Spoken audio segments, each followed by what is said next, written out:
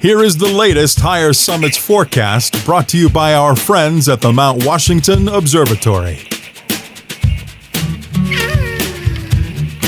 Weather above treeline in the White Mountains is often wildly different than at our trailheads. Before you hike, check the Higher Summits forecast at mountwashington.org. Weather observers working at the nonprofit Mount Washington Observatory write this elevation-based forecast every morning and afternoon. Search and rescue teams, avalanche experts, and backcountry guides all rely on the Higher Summits forecast to anticipate weather conditions above treeline. You should too. Go to mountwashington.org or text forecast to 603-356-2137.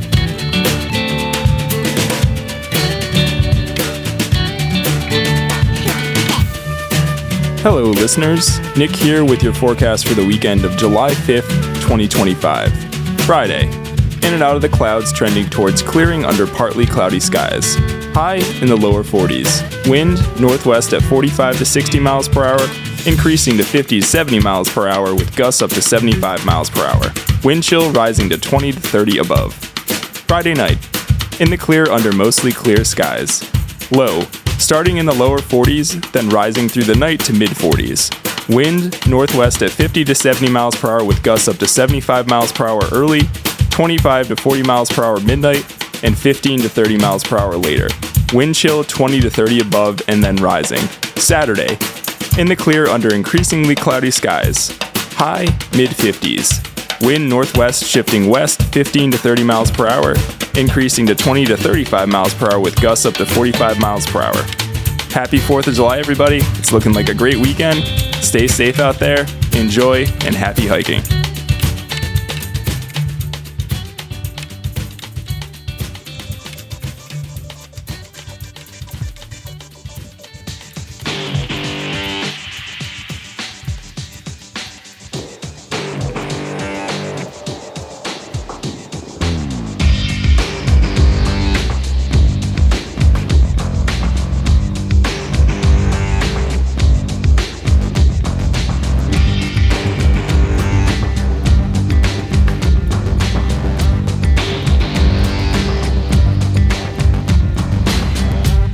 Broadcasting from the Woodpecker Studio in the great Live Free or Die state of New Hampshire. Welcome to the Sounds Like a Search and Rescue podcast, where we discuss all things related to hiking and search and rescue in the White Mountains of New Hampshire and beyond. Here are your hosts, Mike and Nick.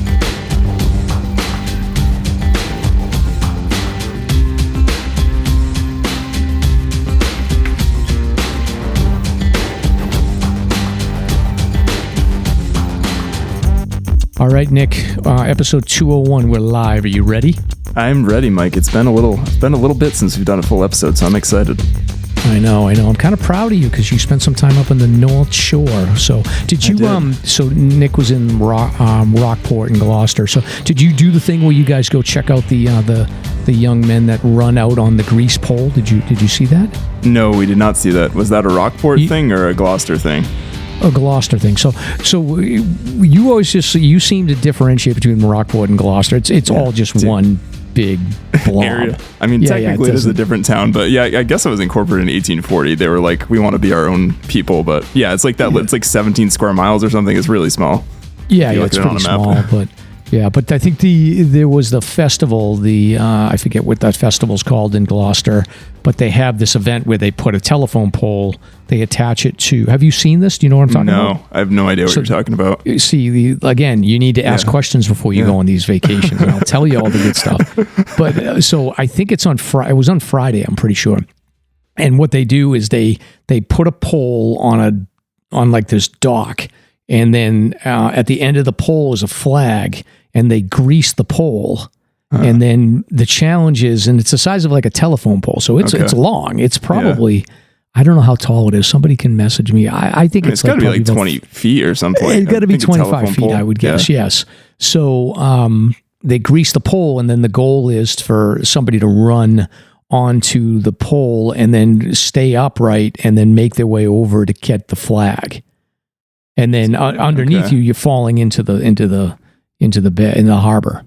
And is there some sort of traditional reason behind why they do this, or they just do it? I think it's like an Italian thing, and that's not, I'm Irish, so I don't think that anyone's ever like read me in on the secret on what's going on there. You've never scooted across a greased pole to try to get to a flag? I would love to do it. Yeah, but it's really fun. Like they get huge crowds. There's people out on the boats, and everybody goes crazy. And usually every year they get the flag. So I think somebody got the flag this year. I got to look.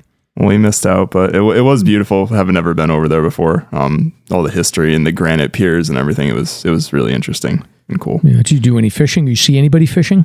I did see many people fishing. I did not do any fishing. Kind of just ate a lot of food.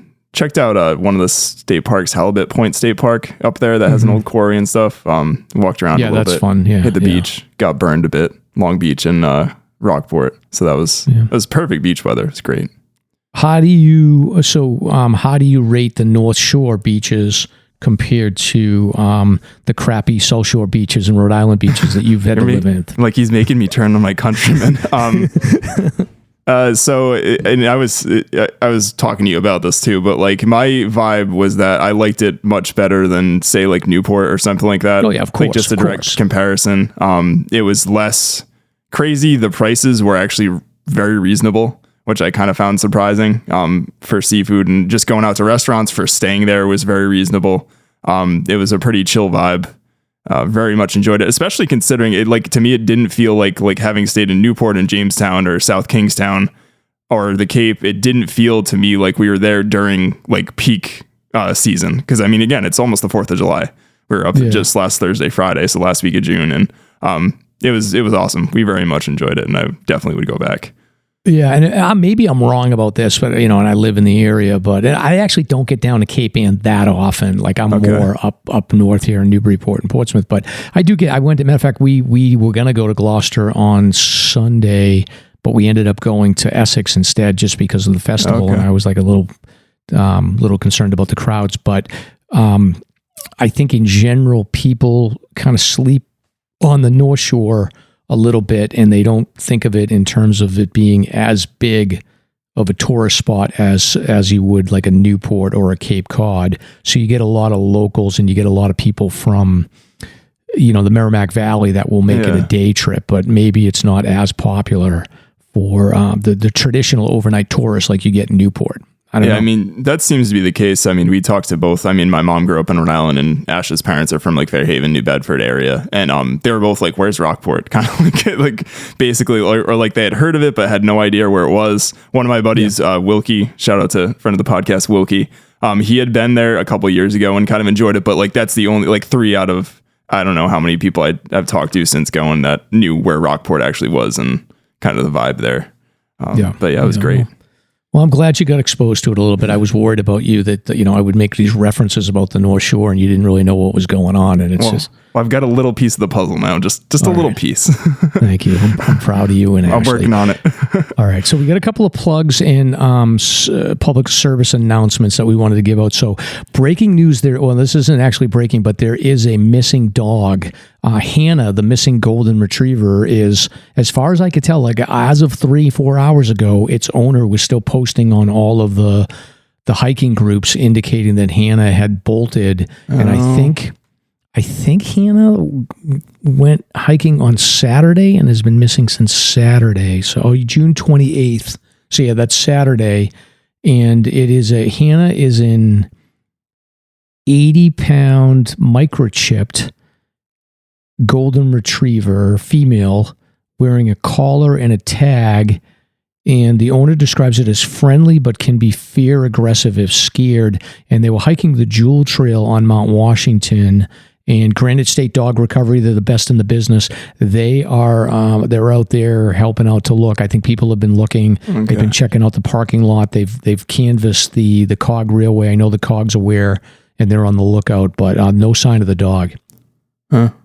So that area's been a hot spot, it seems like, since the winter for just stuff going on that Jewel Trail. Yeah, we're going to talk about the the couple of rescues that have gone over there. But yeah, it's very busy right now. Yeah, so keep your eyes out if you're over there on that side of Washington for a golden retriever. Right. So, yeah, we'll hope for a good. I always get, what I get nervous about. As a matter of fact, I was texting with some friends, and doesn't sound like it's the case because it didn't have a leash on it. But I do get fearful that a dog is going to break loose. They're going to have a leash on them and then go running into the scrub and then get basically pinned down. Oh wow, yeah, that's what I mean. Like that's always a fear for me. But it looks like concern. this dog just had its collar, so hopefully it didn't get hooked on its collar somewhere. It's something I'd never think about, but that's a really good point. Well, I know they tell you like outdoor cats, they tell you not to put a collar on them generally for that reason, but that makes sense. It's not something I think of. We'll see, but we'll keep an eye on this case, and we will break the news when Hanna is found. Yes. Next up, Nick, I don't know if you know our friend Rebecca. So Rebecca's she's co-hosted the show. She's been on a couple of episodes. She did a great segment about winter hiking. Really inspiring story. She's done, I think 3 times she's redlined so far. And she most recently just completed another redline. And she's got a great channel on TikTok that she highlights the various hikes. And I just wanted to give a plug. Rebecca has written a book, and she released it on June 19th.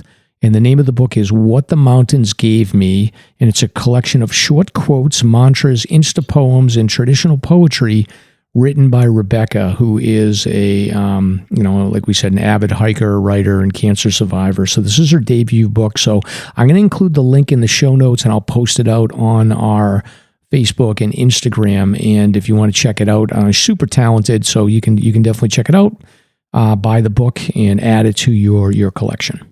That's awesome. Yeah, I haven't had the pleasure of meeting her in person, but I've definitely listened to her on the SLASR podcast, and she's a pretty inspiring person from what I've read and seen on the socials. No, she's great. I'll definitely be checking this out. Yeah, me too. I'm gonna put my order in after the show. But I was lucky enough to run into her on Mount Tom over the winter, so we chatted a little bit, and yeah, she's a great person. Awesome. All right, Nick. So welcome to episode 201 of the Sounds Like a Search and Rescue podcast. This week we are back right before the 4th of July to recap the search and rescue events through June. It was a busy month, so we have a lot to catch up on there. Plus, Nick's got a music minute that's going to be like a music hour if music I'm looking at several minutes. Jesus, you may not like me after I get through with critiquing, but anyway, 48 Peaks Alzheimer's longest day hike and after party recap. The 52 with a view list gets a refresh, so we're going to talk about that. And luckily, Nick has recently been up on one of the ones that's getting delisted, so that's going to be helpful. Plus, we've got some talk about trail maintenance gear, recent hikes on Mount Madison, on Mount Pine, Glen Ellis Falls, Mount Adams, Mount Waumbek. Plus, we've got a recap. Nick, I went way back in the archives to find the very first White Mountain hiking influencer. So we're going to do a little segment there. Cool. And a bunch of other stuff. So all this and more. I'm Mike. And I'm Nick. Let's get started. Let's get started!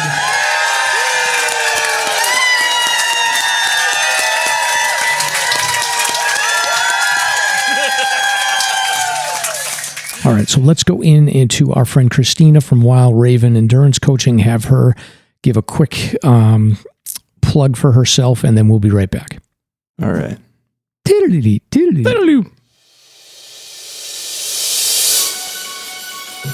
Hi, I'm Christina from Wild Raven Endurance Coaching. I work with athletes of all levels, from hikers to triathletes, helping you reach your goals with personalized guidance. With years of experience hiking, mountain biking, and trail running across New England, I also have a deep knowledge of the New Hampshire 4,000 footers and the surrounding trails. Whether you're a beginner hiker or a seasoned athlete, I'll guide you towards your goals, reducing injury risk and improving your performance through smart, tailored coaching. Are you looking to transition from hiking to mountain running? I'm here to make that journey easier too. My approach combines strength training, mindfulness, and life balance on and off the trail. Let me help you find more joy in your sport while getting stronger and healthier along the way. Visit www.coaching.christinafolsick.com and start your adventure today.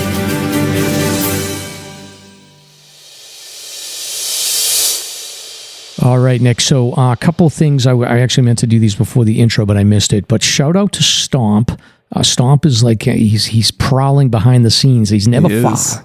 He is. I thought I was going to get rid of this guy. I thought I was rid of him, but he's never far. So. Bad penny. Yes, but no, he's great, and he does what he can. He's very super busy right now, but he put together a cool production of a little bit. I guess that's what you call it, a bit, right? Like it's a little humorous bit, kind of like like a comedy sketch. I'd call it. Him and Dave of Dave Shit's fame. Yes, exactly. So it's really good, and Mrs. Stomp does like an amazing acting job. So, oh my gosh, yes. Yeah. So I just wanted to give that a shout out. We did post that on our feed, and I feel like at some point, like if somebody's talented and they can do like something with AI or they can do cartoons, like I feel like that would be a good. Oh my god, put cartoons too. So that'd be super funny. Someday, but shout out to Stomp and great job, Dave Stomp. and Mrs. Stomp and everybody that worked on that because that was fantastic. I was listening to it yesterday. I was dying laughing. So funny. Very good. And then all right, I'm gonna push this. I had this other note here about trail maintenance, so I'm gonna push that to the another bit here. So Nick, this is your moment. So we're gonna do music moments. So Nick has put together like a whole thing about small I'll essay. let you do it. Yeah, I'll let you do it. So. Yeah, I went a little crazy. I'm passionate about this band, but I've been listening to this album, a dated one. We're going a little bit back to the year 2000. This was 8 years before I even graduated high school that I started listening to this. But Machina, the Machines of God by the Smashing Pumpkins. So I was a huge Smashing Pumpkins fan in high school. Have been for years. I think a lot of their music actually holds up pretty well. Unlike some of the other bands maybe I listened to at the time. And this one, in first recollection that I got when I think of this album is that running around my neighborhood in Cumberland with a Sony Discman, basically playing and listening to the CD. So quite a ways back before I had an MP3 player or anything like that. The CD I have of this is scratched pretty heavily from doing that consequently. But this was the 5th studio album by the Chicago alternative rock band. It was a concept album that Billy Corgan, the singer and guitarist, came up with. He envisioned it originally as a double EP along the lines of their album Melancholy and the Infinite Sadness. But after the lack of commercial success, or I guess less commercial success that they had on their 4th studio album, Adore, Virgin pretty much shot him down and said that we're not spending the money for you to go off and write this like 36 song album again and try to reproduce sort of Melancholy. So they pretty much cranked it down just this one album, Machina. And this was actually originally intended to be the band's final EP. They pretty much were planning on releasing this, touring, and then being done. And probably one of the bigger things with this, as far as the cast of the band, this marked the return of their drummer, Jimmy Chamberlain, who's a fantastic rock drummer. He's pretty well known even outside the Smashing Pumpkins.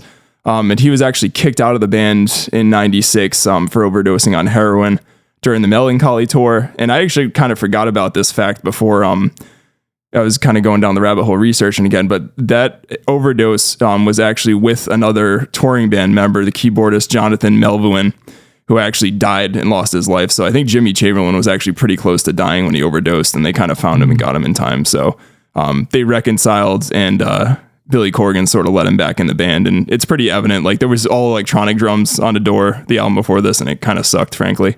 In my opinion, to put it bluntly. The other cast change on this was bassist Darcy Retzky, who was pretty much the bassist from their inception, left the band in 1999 after the Arising tour, and was replaced by the former bassist of Hole, Melissa Oftemar. So she pretty much played all the bass on Machina. So even though this is the second least successfully selling album by the Smashing Pumpkins, at least up to when this came out, it's actually one of my favorite albums by the band. I think it's a really good album overall, albeit a bit long. I think you could probably rip out Heavy Metal Machine, Glass and the Ghost Children, and a couple other tracks. But that being said, I think it's super strong. It had 3 singles: The Everlasting Gaze, Stand Inside Your Love, Try, Try, Try. The track Wound on this is probably my favorite Smashing Pumpkins song, or it's a contender. It's really good stuff. And incidentally, there's actually a anniversary box set, a 25th anniversary box set of Machina and the album after this, Machina 2, that was sort of digitally released by the band, self-released by the band, actually coming out in August. So if you're into this album, you can hear sort of a newly remastered version of this coming out. So yeah, that was probably long-winded, but I love this album. I love the band. So it's been cool to get back into it running this week. All right. Can I talk now? Yes. Because I have opinions here. Yeah. All right, look. Yeah. Look, you picked the crappiest album from a really good band. You know what you're doing right now? What am I doing? You're the Rolling Stones trying to tell me that Yoko Ono is good. You know, like you're giving like a 5-star. I don't know. Yoko Ono is a pretty. I saw a video of her that was going around on Instagram. That was wild, by the way. Yeah. Oh yeah. She's really bad. She's wacky. Yeah. No, I joke a little bit. A little bit, but no, this may be where me and you will get to know each other's musical taste, but I'm all about like commercial success. So you may not like me. Like you're probably more about the musicality and it depends. The building. So, but I mean, I'm like, I just think like Smashing Pumpkins, like you said, they have like a couple of other albums here. Like I'm going to the, Melancholy and the Infinite Sadness. You've got Bullets with Butterfly, which is the great, and I love 1979. And then you've also got the other album that I used to play in college, which is Siamese Dreams. Yeah, Siamese Dreams. Yeah. So those are the two. I'm all about like, let's just go with the hits, brother.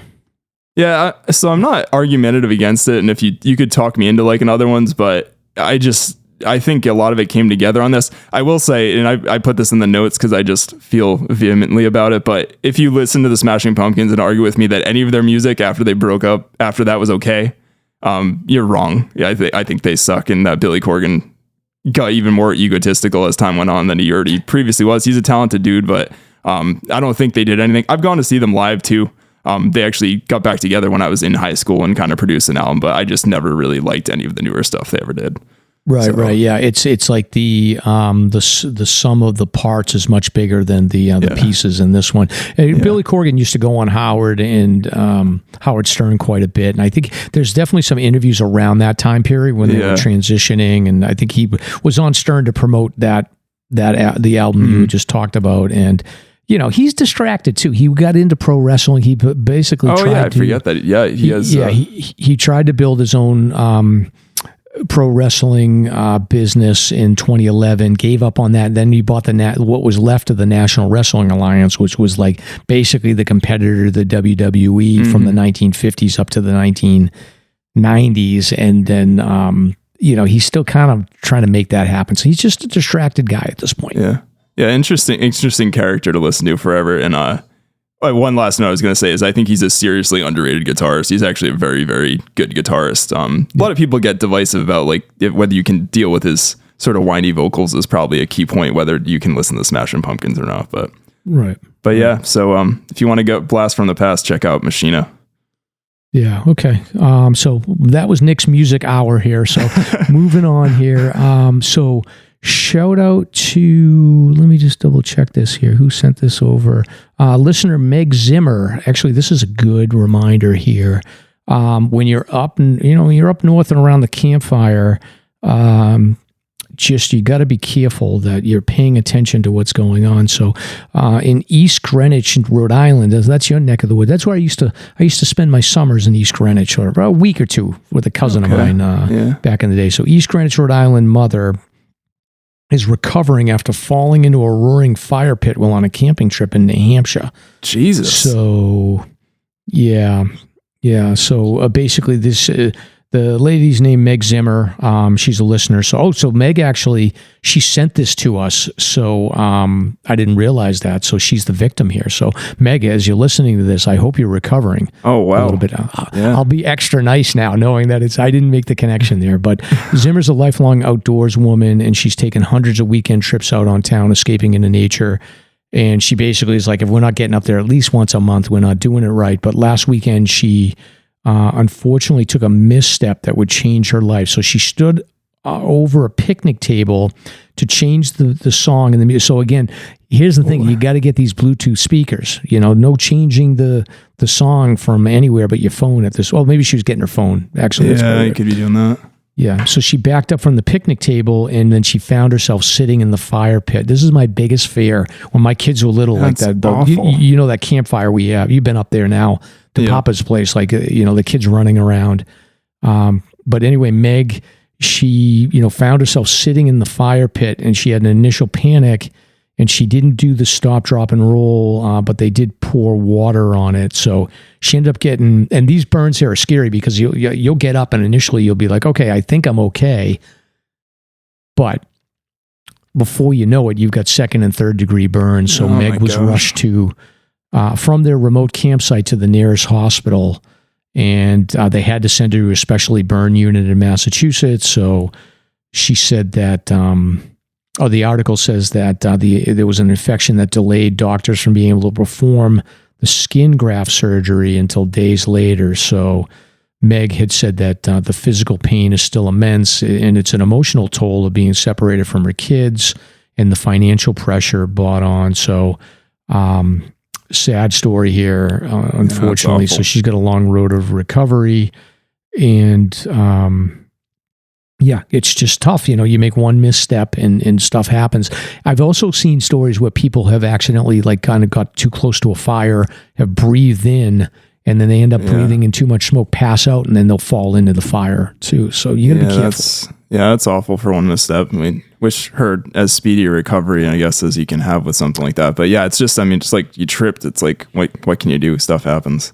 Right. Yeah, makes and she's an outdoorsy person, so we know she's going to recover. Yeah. So we'll keep an eye on this. But Nick, whenever there's bad news, you always got to look for what do they call that? The silver lining? Silver lining, yes. The silver lining. So the silver lining here, and I'm sure Meg is going to agree with us, is that Crafted Hope Brewery.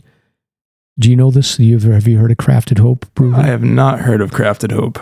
Well, they're going to release a specialty Meg-inspired beer next week, with a portion of the proceeds being donated to her and her family. I think maybe she's got to watch her medication, but I think if she's got about 5 or 6 of those beers, that may make her feel a little bit better right now. You numb the pain a little bit. Right. So, that's and cool. then also for listeners, there is a GoFundMe set up for Meg and her family. Like this is not going to be cheap, people. So if you want to throw a little bit of money towards the family to help them out for these skin grafts and 2nd degree burns, I'll put this link in the show notes, and I'll toss a little money over to you, Meg, too, if you're listening. So hopefully you're feeling better soon, and when you recover, hit us up, when you're ready to talk about it. We'll have you on the show to talk about it. So yeah. So best of luck to her and her family. That sucks. Yeah, good luck, Meg. Excellent. So moving on to a new story here. We're always on the cutting edge, Nick, about artificial intelligence here. So we got a story. I got a feeling Stomp probably pulled this. Yes, this feels Stomp-ish. Yeah. So a man proposed to his AI chatbot girlfriend named Soul, then cried his eyes out when she said yes. I have so many feelings about this. Does this guy look like the type of guy that would propose to an AI chatbot? I'm going to go with yes. You think? I don't know. The thing that also... So there's also the proposing to the AI chatbot is one thing. The fact that he went on CBS Saturday Morning News and then was talking on national television about how he did this to me is another level of the onion, if you will. This guy looks like he's a scam. This guy looks like him and his buddies are having a good old joke on the I don't believe this. This is like when Judge Judy has cases on, friends would get together and just sue each other so that they could get on Judge Judy. I think that's what's going on with this guy. It's definitely clickbait for sure. Yeah, it definitely is. But anyway, this guy claims his name's Chris Smith too. So I don't know who did the is verification he really Chris on Smith? This. I don't know. I'm John Brown. He used to be an AI skeptic, but that was before he fell in love with his AI girlfriend. He used ChatGPT to build the model he programmed to flirt with him, despite living with his partner and their 2-year-old. This gets outrageous. What soon became an emotional. So wait a minute, this guy's married already, so he's got an AI polycule living situation with this. This is so messed up. All right, this will be in the show notes if you want to listen, if you want to look. This is ridiculous. Yeah. So some guy proposed to his AI. We could talk about this for half an hour about all the dynamics of what's going on here. Yeah, I guess we'll. One of these days I have to pull the clip from the show that me and Stomp did right after ChatGPT went live, and I started using it because I was gushing about how I was like, this is going to change the world for good. and this is going to like really change everything. And now I realize how wrong I was. Like this is like we've unleashed a nightmare. It's like one step forward, like 4 steps backwards with all this stuff. The thing is, it's like, it's not AI itself. It's that how people are actually using it in the world. I think it's all this, like, people are like, we intended it to solve these complex math problems and like solve world hunger and these economic crises and stuff. And you have a guy that's proposing to his AI chatbot and like, I don't know. You know what I mean? It's just, nobody could have guessed that people just want to use it for that. But I don't know. People are terrible. I don't know. I feel, I fear for our kids. I'm closing the article. I don't even want to think about that. Yeah. Stop, knock it off. All right. So moving on to the 48 Peaks Alzheimer's recap. So the SLASR team, we had a team of about 14 or 15 people on the longest day hike, and it was a great event. It actually worked out pretty well because there was a couple of people that had issues that came up and they couldn't make it, and then we had a couple of people that decided to go out an alternate route. And then there was a couple of dogs that showed up. So there was like 14 of us, I think, total, but there was 4 or 5 that ended up going up alternate routes. And then there was a group of, I think, 8 or 9 of us that went up airline. Yep. And it was a great hike. Knobby Hikes led the way. And we had some friends. We had John show up from New Jersey. And we had Annie. Tim. And I forgot to pull the list. Tim, Catherine. Andre. Banjo the dog, yes. So, there was a ton of people, and it was a great hike. Weather was perfect, I think. I thought the weather was perfect, right? It was great, yeah. I think it's not like it was super hot. It was definitely warm by the time we got back to the brewery and kind of realized it there. But, yeah, I think being the elevation we were at, like a Madison hut in Madison, it was beautiful up there. It was like light sweatshirt. I think I had like my Highlander hoodie on the summit and like a hat. Maybe a little chilly breeze. That was it, but it was really nice. I had my Virgin hoodie, and then I put on my shell, but I was wearing shorts up there, so it was pretty warm. Yeah, it wasn't bad. It was a great hike, and the conditions were great. We had a good time. I like that airline section where you get above tree line. It's what is it? Maybe like a mile to the cutoff trail from tree line. Yeah, something like that. Right around there. But yeah, it's always beautiful when you get out there and you can look right down into King Ravine, and found that you showed us that cool diving board that I've looked out on before, but that we hunkered down on. So that was a rush. Yeah. We all went. So there's this like little diving board at probably like 4,500 feet or so. You got to kind of cut through to get to it, and then you can stand out. And it's a good picture because you can basically immerse yourself into the head wall of the King Ravine. But it's dangerous because you're talking like probably a 400 or 500 foot drop, right? If you go over. It was interesting because I feel you're in general come across as a very calm, cool, collected hiker, and it was very apparent that when Caroline was stepping out on the end of that you were like, oh god. Oh yeah. My so Caroline and Devin, my daughter and her boyfriend, she went up. But the reason I freaked out is because she just like. She was like an inch and a half too far to like this little section that I was just like, I'm not comfortable. My palms are sweaty. Get your ass down. So, we got the picture. Get off. Yeah, she's a brave kid, but a little too brave, I think. So, it was a fun time. It was great chatting with everybody. I shared a bunch of pictures on our Instagram, so hopefully everybody enjoyed that. Yeah, if it's just a pro tip, if you ever get a chance to hike with Nick, like 100% take it. He's actually the best person to hike with because unlike most of my other friends, Nick like will run up ahead and he takes like a ton of photos. How many photos did you take that day?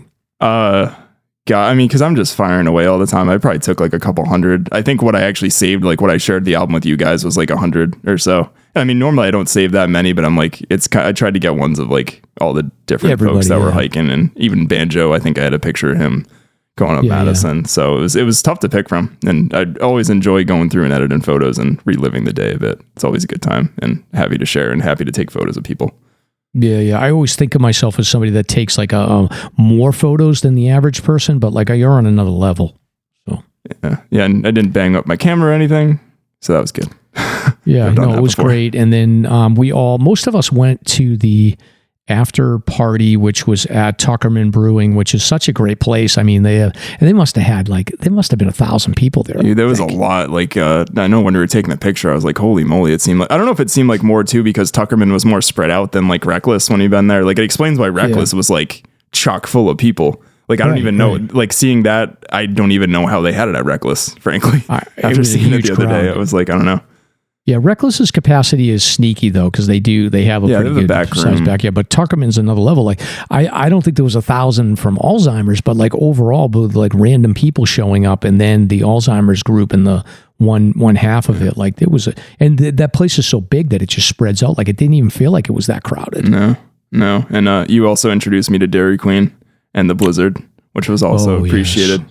That was very good. Very good post hike meal.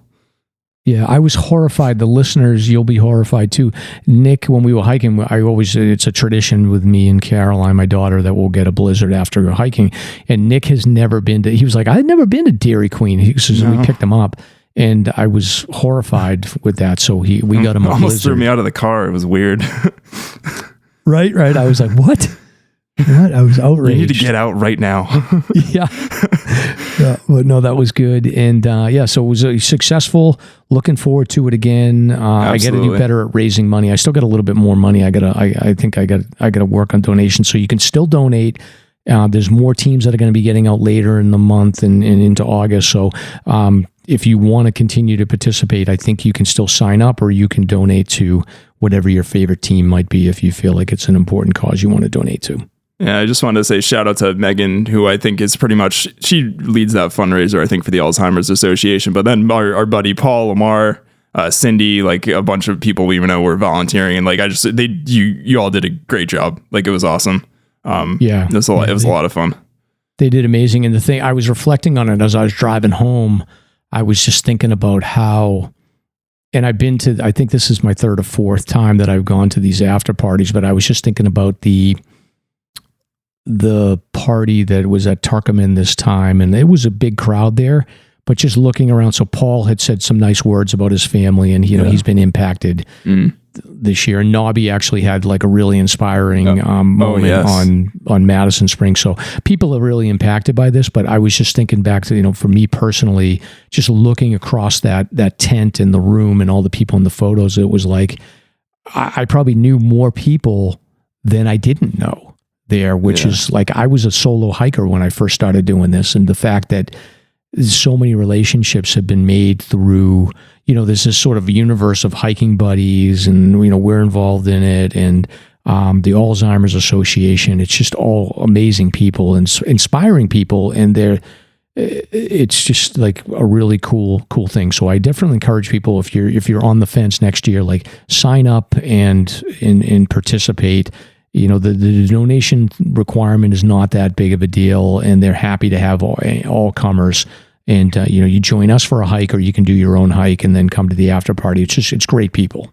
Yeah. Well said, Mike. Yeah. I kind of had the same bit of reflection too with like last year, like having just met a good amount of those people, I guess, back in June, and kind of being like, it feels like I've hiked a bunch with a lot of them and gotten to know people, and people were like coming out of the woodwork just saying hi to me. And it's kind of Corral and Rylan was having a blast too, my daughter. So she was dancing, but yeah, it was a great time, and they did a great job putting it on, as always. Yep. So congratulations, and we'll be talking more about 48 Peaks into next year. All right, moving on here next. So Stomp has put together the Lodge to Dodge route, which is essentially it combines the AMC huts with the lodge at Mount Moosilauke, and then you finish at Joe Dodge Lodge. So you can go northbound, you can go southbound. So in the past, I think that I'm trying to remember who had the fastest time on it. Was it Larson, or was it Larson's cousin? I don't know if it was Larson or I think it was Larson's friend. His name is escape. Yeah, I'm not sure if it was him. And I know he's also been on the podcast. I just can't think of his name right now. Yeah, hold on. He's like a trail runner and stuff. He's also, I know he did, he attempted it once, and then I think he finally did the whole thing. Is it Steve? Yeah, no, I think actually it was Steve Mason? No, so Steve attempted it, but Larson actually did have it. Okay. He set the fastest known time. So he's got that. I'm on the FKT site here, but Andrew Wozniak has actually broken Larson's time by looks like about 9 hours, and so good for him. Kind of under the radar. He absolutely crushed it. Sneaky. Yeah, great shot. That's a beast. I mean, that's a beast of a hike. Like, I mean, just to again, they're the only two people on FKT that have even reported finishing it. And I mean, I'm assuming anybody that does that is going to reach out to Stomp because he created it, but that is just a beast of a route. Right. Yeah. It's 70, almost 71 miles, and it is 27,000 feet of elevation gain. So the route starts from Moosilauke Ravine Lodge and traverses to the heart of the White Mountains, linking together all 8 AMC huts, and ends at the Joe Dodge Lodge at Pinkham Notch. So shout out to Andrew, and that is great job, dude. Yeah, you're crushing it. I would be. This would be a 4-day hike for me, I think, or a 3-day hike. So congrats. Yeah, I can't imagine just pushing for that. I mean, doing it under a day and also just doing it constantly. That's wild. Yeah, and congrats to Stomp too for like inventing like a legit fastest known time like route. Like it's impressive. Yes. All right. Next up, we've got an article here that I think Stomp had put this out on. This is something that we may have. I don't think we covered this previously, but he just did a retrospective of a day on May 25th, 2021, or in the early days of ultra running. There was a tragedy in China where 21 people had died, and this was called the Gansu Ultra Marathon disaster. So 21 professional runners died from hypothermia while competing in a government-run 100-kilometer trail running race held in the Yellow River Stone Forest in Gansu, China. So 172 participants were running when a cold front struck. Rain and possibly, gusts that reached up to about 55 miles an hour. Looks like the temperature dropped to about 34 degrees, and many runners. Yeah, so I think that he pulled this just as a reminder around the risk of hypothermia and cold weather and running because of the Mount Washington race that we had to go to. They put it to the halfway mark. But yeah. I mean, I know you guys are both mentioning that they were, and even when I was there in person, they were mentioning that they were just really being overly cautious. But yeah, it's no joke. So I mean, even though you're running and you're staying warm, you need to be able to get warm and dry immediately after you're finishing something like that. So right, it's tough. So yeah, and the thing about this race is that like the night before, the weather was pretty pleasant, and there was like a supply drop. The runners could basically place things into a checkpoint mid-race, and the previous few years were sunny and hot, so most runners just handed away their windbreakers and just ended up wearing like vests and shorts. And, there was some concern about cloudy, windy weather, but they didn't really heed the weather forecast the night before because the organizers said that it would be a hot day as the previous 3 days, but then by like 11 o'clock at night, there was like a low-grade wind warning, and it just said basically that like they do levels of gusts. And then there was some concern about yellow dust and sand, but ultimately a cold front hit this race in the middle of it. And at that point, I guess there was some hail that hit as well, which is, I guess, relatively common in that particular area. So with the wind, the cold weather, freezing rain, runners started taking like refuge behind rocks. Some of them found their space blankets, but they were like torn to pieces by the wind. And some people were actually near the summit, and they were just lost on the summit, and they never got to the checkpoint. There was some errors of the organizers. So sounds like a total mess of a race. Yeah, sounds like a lot of things went wrong. Yeah, firefighters no rescue teams even got there until like 9 hours later. So just a collection of things that can go wrong. So good call by the Mount Washington road race not to mess around. I couldn't see something like that happening in the whites, but hard lesson to be learned in China. Yeah. So anyway, I'll put a link in the show notes for that one, but thanks, Stomp. Way to bring the show down. We're just on a good note with Andrew. Right. So going back down again. All right. So one more plug here, young Nick. We've got our friend Stosh from Inside the Line Catskills podcast. So we want to just give a shout out and support him. He is, I guess, going to embark on this Guardian 1 Mile Challenge this September. So this is in support of Suicide Prevention Month. So Stoss and team are putting together a Guardian 1 Mile Challenge to support mental health for those that have had our back, military veterans and first responders. So the podcast is teaming with Guardian Revival, a nonprofit helping these everyday heroes and their families reconnect with themselves and the world around them at no cost. So 100% of the entry fee goes straight to supporting these life-changing programs. So it looks like this. Let me look at this link here.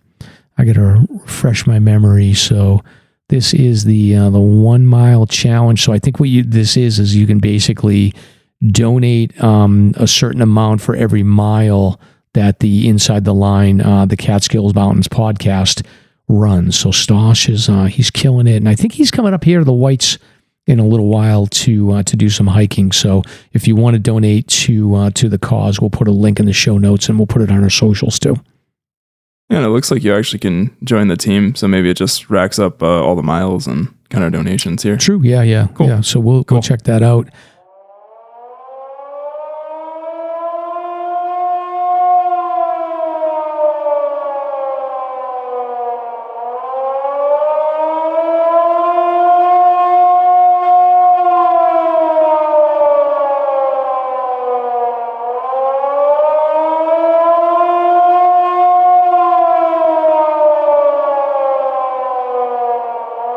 Nick, we want to get into some search and rescue news? Sure, it's been busy. Let's do it. All right. Do you want to cover this first one? It is a fatality, unfortunately.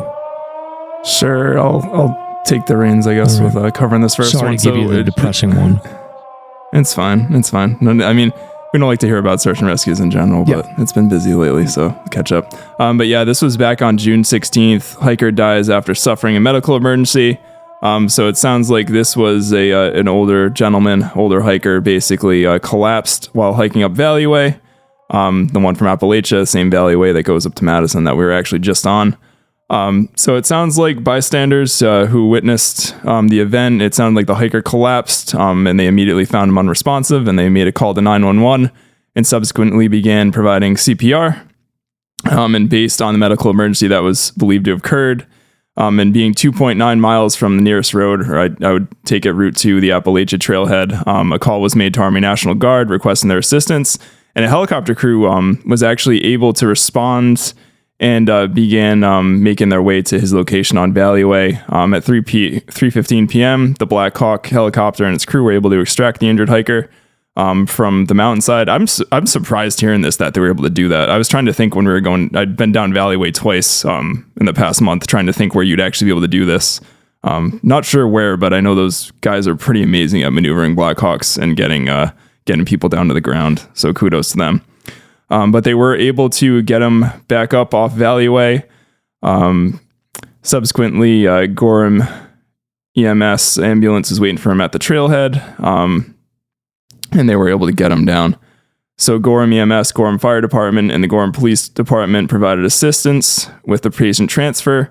And unfortunately, despite the best efforts of all involved, the hiker did perish, unfortunately. So not a great ending to that one. Sounds like they did as much as they possibly could for him with Good Samaritan hikers and Gorham Police and the National Guard getting a Black Hawk in there. But unfortunately, just not a great outcome on that one. Yeah. So not something we like to see. Yeah, it's unfortunate. 70-year-old from Connecticut. I don't know. I know that we've had like the Army National Guard on before, and they've talked about like those the jungle penetrators. And then Ty Gagney's talked about those too. I think that they did that with the rescue of the two young men on the that we had previously talked about years ago in the early 80s. But I think that you can kind of get into those trees a little bit. But I don't know. Maybe they found an opening somewhere. Yeah. So all right. So these next two, we're gonna. So just for the listeners' sake, we got tagged on a couple of like social media posts where somebody was speculating. They were like, seems like there's more search and rescue events going on than normal. And, it happens every May and June. Like we get these big spikes. And I took a look at the data. The average number of media reported events that happen in June is 14. And I think June is somewhere around 18, maybe 20. So we're a little above average at this point, but I think May was a little below average. So I think everything averages out.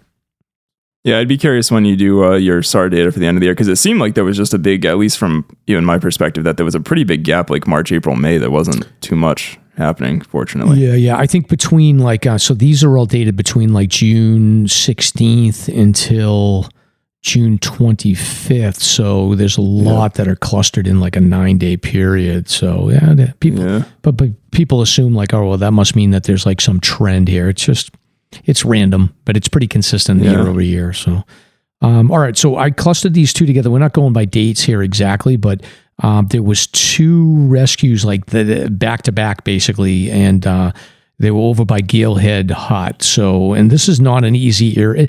It's okay from the perspective that I think that they can get ATVs up into like Gale River at a certain distance, but not too far. Sense. Like I think they can get about a mile in maybe or so. But the first one happened on the 19th at around 9 a.m. Fish and Game was notified of a hiker needing assistance on Twin Brook Trail in Franconia. So previous night they had stayed at Galehead and had planned to descend via Twin Brook Trail. Unfortunately, while on the steep section of the trail, he slipped on some wet moss. That whole area is just mossy and wet no matter what you do. Yeah, it doesn't get much sun. Yep. So 75-year-old gentleman from New Jersey, and he basically was rendered immobile after slipping. So, and he's 5 miles from the nearest trail. And I'm trying to think, like, I don't know all the trail systems. This is on Twin Brook Trail. Is that close to the hut, I'm assuming? I believe Twin Brook Trail swings down like, it's almost like off that little spur that goes off to Galehead. I think it comes up right near the hut over there. I'm actually pulling up a map. Okay. But I think it drops down into the Pemmy Wilderness, like right over there. Oh, this is the connecting trail. Like off the Frost Trail. Oh, got it. This is the connecting. Is it the Frost Trail that goes to Galehead? Yeah, this is the connecting trail to 13 Falls. I see. Yes. So Twin Brook. Yes. Oh, okay. That's interesting there. Yeah, definitely not a well-traveled area, I would think. Basically, like when you go to Galehead and then you're heading up to Galehead Mountain, there's that little spur trail. Oh, it looks like a spur trail, but it actually goes down. And it looks like it follows basically like a southwestern ridge off Galehead all the way back down to 13 Falls, pretty much. Oh, damn. So he must have been heading down there. So, but he's about a half a mile south of Galehead Hut. So that's the hut crew were the first on the scene to assess the hiker's condition, and then they waited with him until additional help arrived. Fish and Game conservation officers, Pemmy Valley Search and Rescue, Lakes Region Search and Rescue all responded to carry him off the trail. So they got to him. So the call came in at 9. AMC got there at 10:30. The Search and Rescue volunteer teams and Fish and Game got there at 1:45. And then they were looking at some bad weather coming in by like 5 o'clock. So fortunately, the crew made it from the ridge before it arrived, reaching Gale River Trailhead around 8:20. So they were able to get him out of the bad spot and deal with it. But gentleman went to Littleton Regional Hospital. But that's brutal. Yeah, it's not a great, not that there's ever a good area for that to happen, but that's a terrible spot. It's kind of out there. Yeah, it's not a good area. Yeah, so I wonder if they had got to him a little bit later, maybe they would have just taken him up to the hut to wait it out the night and then wait for better weather, but they probably figured they had him and they could move him. So, and then to add insult to injury for the Pemmy team and the Lakes team, I think, and the conservation officers, the next day at 3:45, these rescues tend to come in clusters in the same location. So this is a pretty similar location.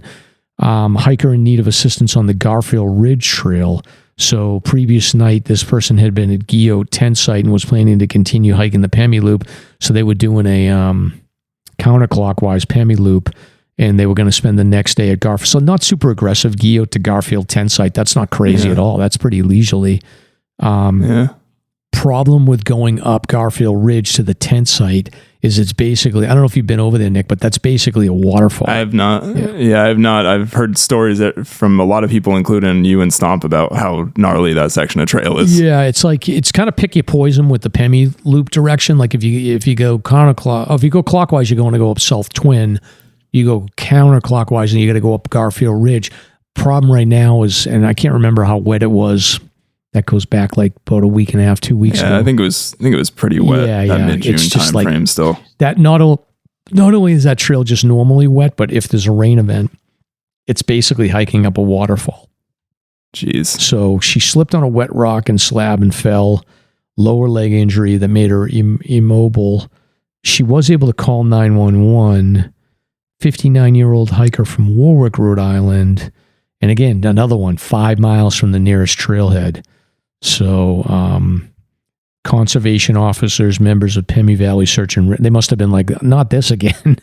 Lakes Region Search and Rescue responded to carry the hiker off the trail. So call came in at 3:40. They get to it at 6:25.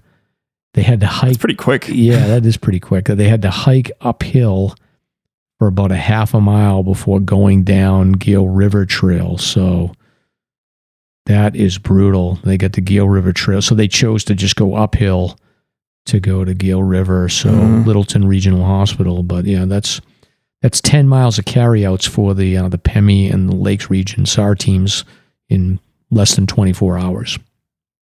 Yeah. Wow. Not good. You want to go to Mount Washington now, Nick? We had 2 on Mount Washington. Yeah, so we had another sort of, like you said, it was just a cluster from like the 19th right through the 25th. It was wow. Yes. A lot going on. But this was back on June 20th. We had a hyperthermic hiker rescued from the Gulfside Trail. So it was around 5 p.m. A call came in via 911. The hiker's husband reporting that his wife was unable to move or communicate with being unable to hike. The hiker was a 55-year-old from Austin, Texas. Volunteers from Androscoggin Valley Search and Rescue, Pemi. Again, Pemi's out. Mountain Rescue Services and Cog Railway were there to assist. New Hampshire Fish and Game reached out to the Cog Railway and advanced for assistance in relaying rescuers up the tracks to where the West Side Trail crosses the tracks. This area is known as Skyline. And just making note that the COG's always willing to help in all these rescues. I know we kind of repeatedly mentioned on this podcast that people have their own feelings about the COG and development on Mount Washington, but they absolutely are there to help out along with the AMC anytime any of these search and rescues occur. They're first in line and always willing to help. And being able to take the COG Railway basically saved a 3-mile hike up to the Jewel Trail to get to Gulfside. And the conditions that day were rainy, windy, just kind of nasty weather. And rescuers still had to hike over a mile, even with the COG, basically the COG taking them up to where it did, to get to where the hiker was actually located on Gulfside, which was just above 5,000 feet. So a COG train took an initial team of rescuers up at 7 o'clock. A second team followed at 8 o'clock. Rescuers had to negotiate high winds and load cloud cover to reach the hiker. She was treated in a temporary shelter by the first team in an attempt to warm her up. I believe they used a bothy bag. Which seemed to be pretty effective tools to get someone warmed up who were kind of hyperthermic or borderline hyperthermic. Right. Once the second team arrived, she was placed in a litter and carried back across Gulfside to the awaiting COG train. So once the COG got back down to the hiker, she was transferred to basically Littleton Regional Healthcare Center by the Twin Mountain Ambulance. And just a reminder that conditions that day in the White Mountains were really bad. Looks like peak wind gusts on Washington reached 120 miles per hour, and there were 20-degree temperatures during the day on the summit of Mount Washington. So just really nasty, perfect hypothermia weather. And again, it's like people think, I don't know the conditions of this hiker, but it's always important to keep in mind that even on June in Washington, it can snow, it can be nasty. Summer doesn't really exist in any permanent fashion on the top of Mount Washington. Yeah, I think it was 2-3 years ago they had the hypothermia death of the guy doing a presidential traverse on late June. So I think it was the same day as the Mount Washington race, and then we hiked the next morning on this. The weather was crazy that night. The next morning it was nice, but I'm wondering, probably if the COG hadn't saved the amount of time for them getting up there and she was hypothermic in those conditions, probably that saved her life. Yeah, that definitely made a big timing difference for sure. Yeah. So good outcome on that one, and just a reminder from New Hampshire and Fish and Game to just be prepared and be able to keep yourself warm, even those conditions. I mean, I think it was last year, I believe, that Mount Washington actually broke the record for most snowfall in June. Yeah. So it's just important to keep in mind, even with climate changing and things like that, that it still can snow up there and get wild conditions no matter what time of year it is. And it can change drastically even in 12 hours, like when we hiked the next morning. Yeah. I mean, it was much better day. On Madison, I remember I did put my hat on. I don't think I had used gloves, but I keep hat and gloves pretty much. Sometimes I'll ditch them in late July, August, but I pretty much keep hat and glove in my backpack the whole time. Yeah, I was chatting with our buddy Paul Gamel on the way up there, and I was saying I find it really hard to hike up, especially in the northern presidentials, without bringing a hat and gloves in my bag any time of year. It's just like I feel like you might need them just on top of the summit for a little bit, but you usually need them unless it's like a really hot August or July day, and it kind of doesn't matter. Right, yeah, if you're staying at like lower elevation, and maybe it's not as big of a deal, but if you're going to be on the Prezzies, or you're going to be, Wildcats, or you're going to be up on Franconia or Moosilauke, any of those. I bring hat and gloves pretty deep into the. I mean, maybe I skip it in like July or August if we're in a heat wave, but even then, it's pretty rare. Yeah, I mean, even back on the 13th before we had the SLASR 200th, I was on Franconia Ridge that day, and I only lasted on Lafayette for maybe like 15 minutes. Right. Like I was freezing. Like I had stuff to stay up there. I had a puffy and a heavier jacket, but it was cold. That northwest wind chill was absolutely frigid still. No doubt. Right. So yeah. So one more we had on Mount Washington, kind of keeping with these clusters. This was on the 23rd. Injured hiker assisted off Mount Washington. So this is on the other side, on the eastern side of Mount Washington. So during the afternoon and evening on Monday, June 23rd, rescuers worked to assist a hiker off Mount Washington who had fallen and hit his head on the Tuckerman Ravine Trail. So at approximately 4:30 p.m., the hiker, 35, of Lowell, Massachusetts, slipped and fell approximately 0.4 miles above Hermit Lake while descending Mount Washington. Now, I haven't been over there as much at all. I've never been up Tuckerman Ravine Trail or that side of Washington. Is that like a nasty section at all, Mike, where he fell? Or I am almost as shocked as when you told me that you'd never had a Dairy Queen blizzard. Yeah, I've never been. I've been up Boot Spur and stuff. I've never been on Tuckerman Ravine Trail past like maybe a mile in doing trail maintenance. Yeah. So I think what was happening here is that if he was 0.4 above Hermit Lake, then he's probably started to climb. Essentially, what happens here is you leave Hermit Lake, you go. There's a little water source with a pump there that you can go, and then you start breaking up above tree line a little bit, and then 0.4 miles, he's probably somewhere like near the snow bridge or up on the head wall somewhere, I would guess. So it gets slippery. It's again another probably wet period there that does tend to get some water flowing. So yeah, he probably slipped and fell somewhere. I mean, the nice thing about that, although on Monday I don't know so much, but it's usually a pretty busy area, but it looks like they got to him pretty quickly. Yeah, so after he sustained the head injury, a member of his hiking group basically immediately made the decision and called 911 for assistance. Call was received by New Hampshire Fish and Game Department at 4:34 p.m., so within minutes literally when it happened. And authorities immediately reached out to the AMC, who in turn dispatched a first responder from Hermit Lake. The rescue was able to hike up Tuckerman Ravine Trail, make contact with a hiker and assess him. And they basically were able to see that he was actually able to hike slowly down with assistance, and he was taken back to the Hermit Lake AMC hut to rest and await the arrival of the New Hampshire Fish and Game Conservation Officer. At approximately 6:45 p.m., conservation officer arrived at Hermit Lake by ATV, so it seems like he made pretty good time. I didn't realize you could take one up that far on Tuckerman either. Yeah, no problem. That's impressive. Yeah. And the injured hiker was taken back down to the AMC Pinkham Notch Visitor Center, basically on the back of the ATV, arriving at 7:28 p.m. And once roadside, the hiker was reunited with family members who planned on taking him by a personal vehicle to seek medical attention. And it just mentions that the hiker and his family were very grateful for the assistance of rescuers and helping him getting down off the mountain following his fall. And yeah, again, 4:30, like less than 3 hours technically from when he fell. Basically, the event happened to getting back to the parking lot in Pinkham Notch. So that's a quick one. Yeah, that's pretty good. Yeah, and I'm guessing he was probably, like you said, he's probably, if he was 0.4 up, then he was somewhere around the 4,400 foot mark would be my guess, which means that he was not really at the steep part yet. He was probably just like kind of looking straight up at Lion's Head and not not really at the point where, you're doing the steep climbs. There's basically like let me see, 2, 4. So there's about a 600 or 800 foot climb, like right up the head wall. That's okay. There's one section where you got to cross a little waterfall, but otherwise it's pretty straightforward. So he must have been looking up and not paying attention. Yeah, which happens. It does. But all right, so we got a couple of rescues that happened in Franconia. Oh, sorry, Nick, did I jump too quick? Nope. I was just going to say now we're off to Franconia Notch. Right. So there's 2 that happened in Franconia Notch, both on the same day. So again, these things tend to cluster, like we said. So this first one was on Cascade Brook Trail, which, refresh my memory on Cascade Brook. Is that the one across the street from the Flume Gorge, or which one is that? It is. I'm actually going to check right now. I believe that is the one that comes down from the Kinsman side.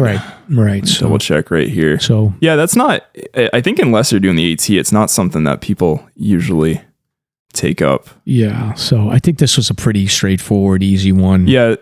Yeah, it's more or less it leaves like south from Lonesome Lake and makes its way back to the Notch. Again, like I think it's just not so actually Basin Cascades branches up north. This one goes pretty far south. Okay. But yeah, more or less just south into the Notch AT. Yeah. But yeah, not popular. Like if you're gonna do the Kinsmans or something, like you wouldn't likely end up taking that unless you're kind of looking for the path less traveled. Right, yeah. So anyways, basically conservation officers had a 2-for-1 on this one because they got 2 calls like back to back at around 1:00 that there was a rescue that had to be dealt with on Falling Waters, and then one on Cascade Brook. So this one in Cascade Brook, 53-year-old hiker she's from Gorham, Maine, was hiking with her family, and she suffered a fall and subsequently a serious injury. There was some Good Samaritan hikers who were also physicians that encountered her party, and there was a conservation officer that was able to get the group's location. So the conservation officer got there about 2:30.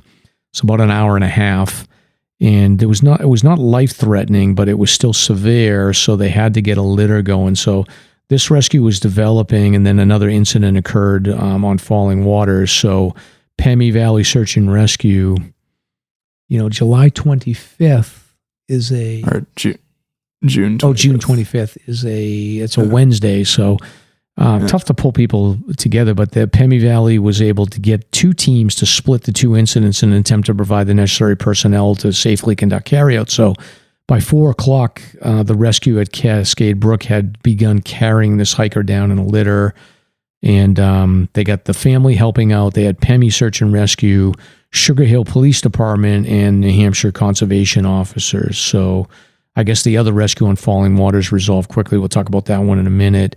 And then there was some rescue teams on the Falling Waters incident that crossed the valley and assisted with this carryout. So they ended up getting her to the Basin parking area by like 6:00. And then she went to Littleton Regional. So Littleton Regional is like the go-to right now. Yeah, it seems like it. Yeah. And then this other one, just basically, there's another news report here. The Falling Waters one was just basically a 65-year-old. Is it a man here? Yeah, this one's 1:00. 65-year-old that slipped and slid over a steep ledge as he descended Falling Waters. Multiple lacerations and other injuries. It was a 200-foot section of trail, and they said basically this section accounts for more injuries than any other section of trail. Now, is this basically the top of Cloudland Falls going down? I have to imagine it is. That people. Okay. Yeah, it has to be. Yeah, I mean, I have to ask around sometime, but that's always been my assumption. Because I think what they're going to do, there's like wooden blocks over there or something, and it's just wet again all the time. It's wet, and it's like it's just like eroded, and it's a mess. But I think what they're doing is they're redirecting Falling Waters farther to the south, away from the falls, and then there's going to be a spur trail that brings you to Cloudland Falls, but from the other side of the drainage. So I'm assuming you'll still be able to walk out there, but that section where you're in Cloudland Falls, and then you go, if you're facing Cloudland Falls and you go up to the left, that's all going to be shut down. So no one's going to be able to go up there. And then you're going to be able to take a spur trail back to Falling Waters and go back in the woods. So that whole going up and across the water drainage is all going to be over. Yeah. So. Yeah. I mean, No, too. I was thinking this is when we were back to our maintenance with Craig, but I know he's mentioning too. There's 2 waterfalls down there, 2 Stairs Falls and Swift waterfalls that I guess. I mean, I imagine you can still find them if you want to when they relocate that. But I was kind of initially hearing that I'm like a little bit like, oh, that kind of stinks. But like the amount of slip and falls that occur on that section of trail, it needs to be resolved. I mean, what can you do? Yeah.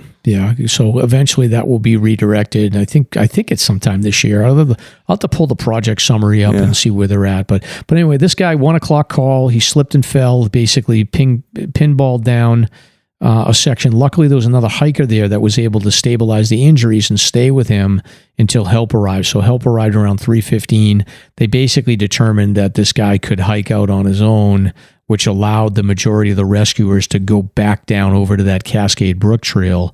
So the hiker was identified as a guy from New Jersey, and then by 4:30 or so, he had made it back. So you got like almost at the exact same time, within 5 minutes, you got 2 calls coming in from either side of Franconia.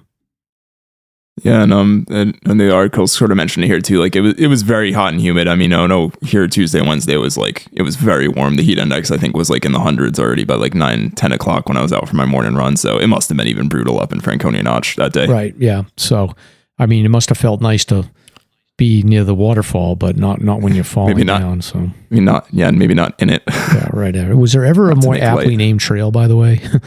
Yeah. And then, so this next one here, so now we got like 4 miscellaneous ones, and we'll just probably go through these pretty quickly. So, sure.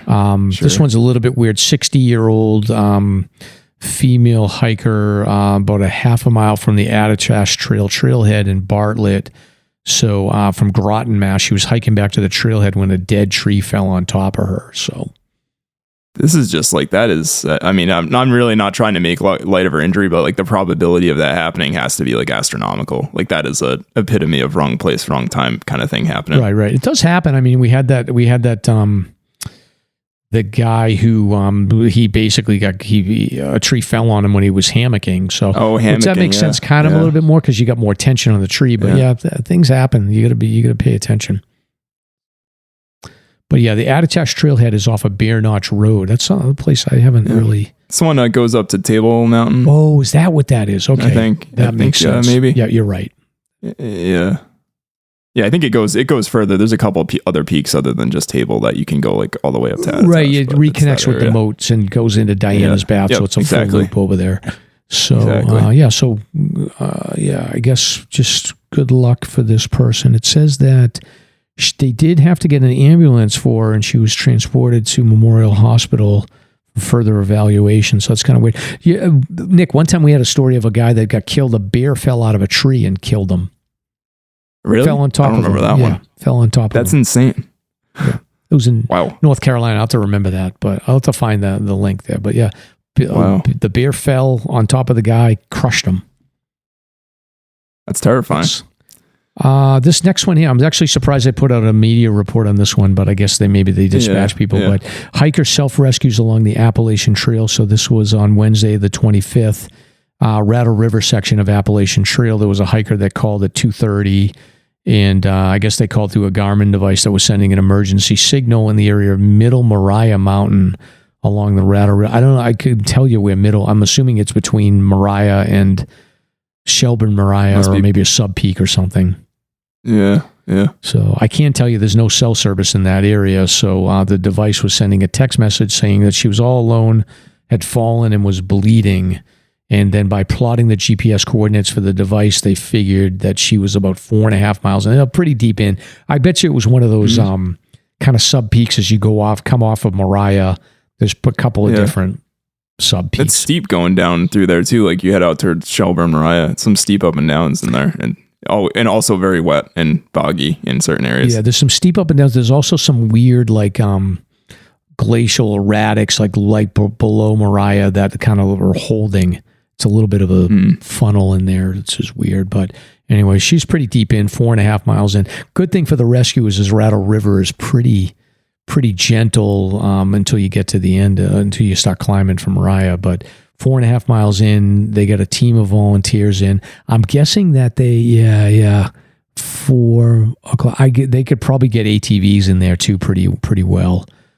So it doesn't say. But anyway, they by 4 o'clock, Androscoggin Valley Search and Rescue volunteers had made contact with the hiker about a half a mile from Route 2. Looks like she had been able to hike out on her own. So I guess that's the end of it. So once they got her out to the trailhead, she was taken by ambulance to Androscoggin Valley Hospital in Berlin to treat a laceration. But good for her, 67-year-old hiker from London, England. And she'd done 1,700 miles on the trail the previous year and over 100 this year. Her physical fitness and can-do attitude got her to treatment quickly and helped save rescuers from an arduous extraction out of the woods. Thank you, Nick. I'm resident SLASR pronunciation expert. You let me hang out there for a minute. Like how many? A minute later. All right, I got to stop talking for a minute. Okay. We got 2 more here. All right. So the next one, I actually hadn't heard about this one at all. I don't think until I was looking on sort of New Hampshire Fish and Game's newsroom. But anyways, lost hiker rescued in the Pemmy Wilderness.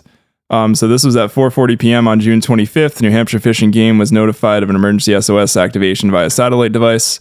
The location received placed the user in the Pemmy Wilderness of the White Mountain National Forest, near the wilderness, or actually on the Wilderness Trail, nearly to the Stillwater Junction. Not actually sure exactly where that is. Is there a Stillwater Trail or? That's like the I think where this is the, instead of going over the bridge to Lincoln Woods, you just keep going straight on that east side trail over there. Oh, okay. Gotcha. Okay. So nearly to the Stillwater Junction, about 7.7 miles from Lincoln Woods Visitor Center. So another pretty long ways out, I guess. The activation provided a location, but no additional information, such as like how the hiker was doing or medical condition or anything. A Fish and Game conservation officer who was responding to a carry-out rescue mission on the Liberty Springs Trail was redirected to Lincoln Woods to investigate. So a conservation officer and a Good Samaritan hiker met with the injured hiker, who was a 69-year-old of Portsmouth, New Hampshire, at 7:53 p.m. She was uninjured and located on the Wilderness Trail nearly 8 miles from Lincoln Woods Visitor Center. The hiker had activated the emergency setting on her GPS unit because she felt like she was lost and did not intend to travel as far as she did into the Pemmy Wilderness. And she also didn't want to make her situation worse. So that's kind of interesting thinking there. She must have been disoriented, I guess, and just unfamiliar. Yeah. Just nervous. Yeah, and I mean, that area there, like, so there's the east side trail where you, instead of crossing the bridge, you just stay on the other side of the river, and then that connects to the Wilderness Trail, and then you get to Stillwater Junction. That's actually where the trail goes it goes across the Pemmy by design, and so she was really far away from where I think she wanted to be. And they just highlight here, like, communication was difficult because there is no cell service. I mean, we can validate that, having just pretty recently been out to the bonds, that unless you're like on Bond Cliff, I had service, but pretty much once you drop into the valleys, there's nothing out there. Yeah. And they said that even line of sight radios weren't very reliable due to the rugged terrain. The hiker was able to hike with guidance from the rescuers back to an ATV and was transported back on the ATV on Old East Side Road to Lincoln Woods Visitor Center. She arrived there at 11:40 p.m. Mentions that she had gear and a background hiking, but was unfamiliar with the area and ultimately required a rescue. And just a little note here, conservation officers would like to remind outdoor enthusiasts to enjoy their activities safely and just kind of know where you're going and know the complications of where you might be taking yourself. Yeah, and then just to wrap this up, then there was 2, so in Jaffrey, New Hampshire on Monday the 23rd, again, this is a heat wave going on, a YMCA camp, so Camp Dakota. We talked about that story about the young kid that actually passed away on the... That was Bald Faces, right? Well, there was one on the Bald Face, and then there was one about 10, 12 years ago that was in... what's that, Ridgepoles, like by Morgan Percival, the Swan. Crawford Ridgepole Trail. Yeah. There was a bear there, and there was a camp counselor and a young boy, and there was a black bear that day. Yes. The historical one. Yeah. Yep. And the kid actually ended up passing away. But these things scare me. So they're out with a big summer camp. 2 of the kids are dealing with heat-related issues. The kids actually called themselves that. They called Fish and Game for 2 juvenile hikers. Yeah. And let me read that again. Conservation officer received a call for 2 juvenile hikers, so maybe it was a counselor. Okay. Both age 16, who were described as being in and out of consciousness on Gap Mountain and Jaffrey. The altered state was presumed to be a result of intense heat and humidity. I mean, these kids are coming off. Some of these kids are coming off the couch, and they're just sitting sitting on the couch all day playing on their phones, and they're not used to this exertion. So, but Fish and Game, as well as members of Jaffrey Fire and a bunch of surrounding fire departments, ended up assisting. They ended up carrying out one of the kids, and the other one was able to, I guess, recover. But if you're working at a camp or you've got kids that you're going to take out hiking, like, just use common sense about the heat and don't push these kids past their limits. Yeah, I mean, you always bring up group size too, where I think people don't realize, like, even it's like, I mean, we're kind of, to me, like the line we're on, would we have like 9 people or something in our group going up for the Alzheimer's hike? Like, that's like, even that, like, you end up we splintered on the way down. Like, you're gonna, like, once you have more than 3 or 4 people, like, there's gonna be people that are maybe a little bit faster, or you're just breaking up, chatting to different people on the way up or down. Like, so when you have these big YMC groups, it does give me always kind of concern that, like, those counselors and stuff really have to be paying attention and around to everybody and make sure everybody's kind of hanging with everybody else and they're not over pushing somebody, never mind when it's like 95 degrees or whatever and humid. Right. And you hate to be that parent, but I do think if you're sending your kid to these summer camps and they've got these ideas around taking, my biggest fear is you get these counselors and, like, these younger counselors, and I used to see it in coaching sometimes, like, kids would come back and they want to, like, the counselors would want to prove how tough they are to the kids by pushing the kids beyond their braking limit. It's the old, like, I'm going to toughen them up, but, like, that's a dangerous game to play in a heat conditions in a mountain. Yeah, 100%. So just keep that in mind, parents, if you're sending your kid off to camp. But speaking of camp, Nick, we've got an update on the 52 with a view list. I saw this. This was very interesting. It's funny because one of these peaks that was on here, I was having a conversation not too long ago with our friend Mike Trokey about why it wasn't on the 52 with a view list. So this was a cool update to see. Right. So just a little bit of background. So the 52 with a view list is a complimentary list. It was formed in 1991 by a group of dedicated over-the-hill hikers that I think is a group out of Tamworth, if I'm not wrong, or that Lakes, area, Lakes region. Definitely Lakes region for sure. Yeah, so older hikers, they formulated a list of some of the most rewarding view hikes in New Hampshire on peaks with an elevation below 4,000 feet. When combined with the 48 4,000 footers, this list represented what the over-the-hill hikers considered to be the best 100 hikes on our mountains. Thus, the 52 with a view list was born. And then over the years, the list has been altered. I think in 2001 there was an update, and then in 2010 there was an update, and then again in 2020. So it's not really like on any set schedule, but typically on average maybe 5 to 10 years they'll review the list and make some changes. So there's 3 mountains that are going to be retired off the list, and then 2 or 3 that are going to be added, but really like only 2 new ones and 2 retirees. So you want to break it down, Nick?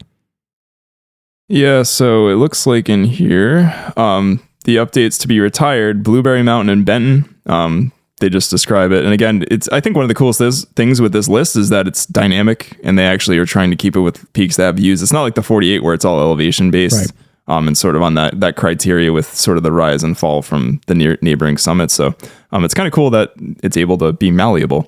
But Blueberry out in Benton, limited views remaining from scattered ledges, but no dramatic views from any vantage point. I can validate this one. I think I did it initially with Ash. Kind of cloudy, but didn't have great views. I did it again since like a couple summers ago, and I was kind of like, oh, there's actually not really that much to see. If you poke around, you can kind of see Moose Lock a little bit here and there. Yeah. But not much left up there. Yeah, I remember when I did it. I did it a foliage hike. It was nice. I mean, there's a nice field that you enter. Oh, it was a beautiful hike. Yeah, and it was nice to be kind of immersed in the trees and everything. Mm-hmm. But yeah, it was like there's a couple of different like open slabs, but the problem with the slabs is that everything around it is grown in, so you can kind of stand on your tippy toes. I don't know, maybe in the snow in the winter it's got some nice views. It might be worth checking out. Yeah, I remember the best views that we saw when we did it the first time, because it was around like had to be end of March, early April, and there's like logging going on at the bottom of it on one side. The side that faces Moose Lock, and you could see like kind of all the valley like leading up to Moose Lock, which is pretty neat through like the trees, but the summit I don't remember seeing much. So next for delisted peaks, Star King in Jefferson, often hiked with Mount Waumbek. It has lost most of its views is basically what they say.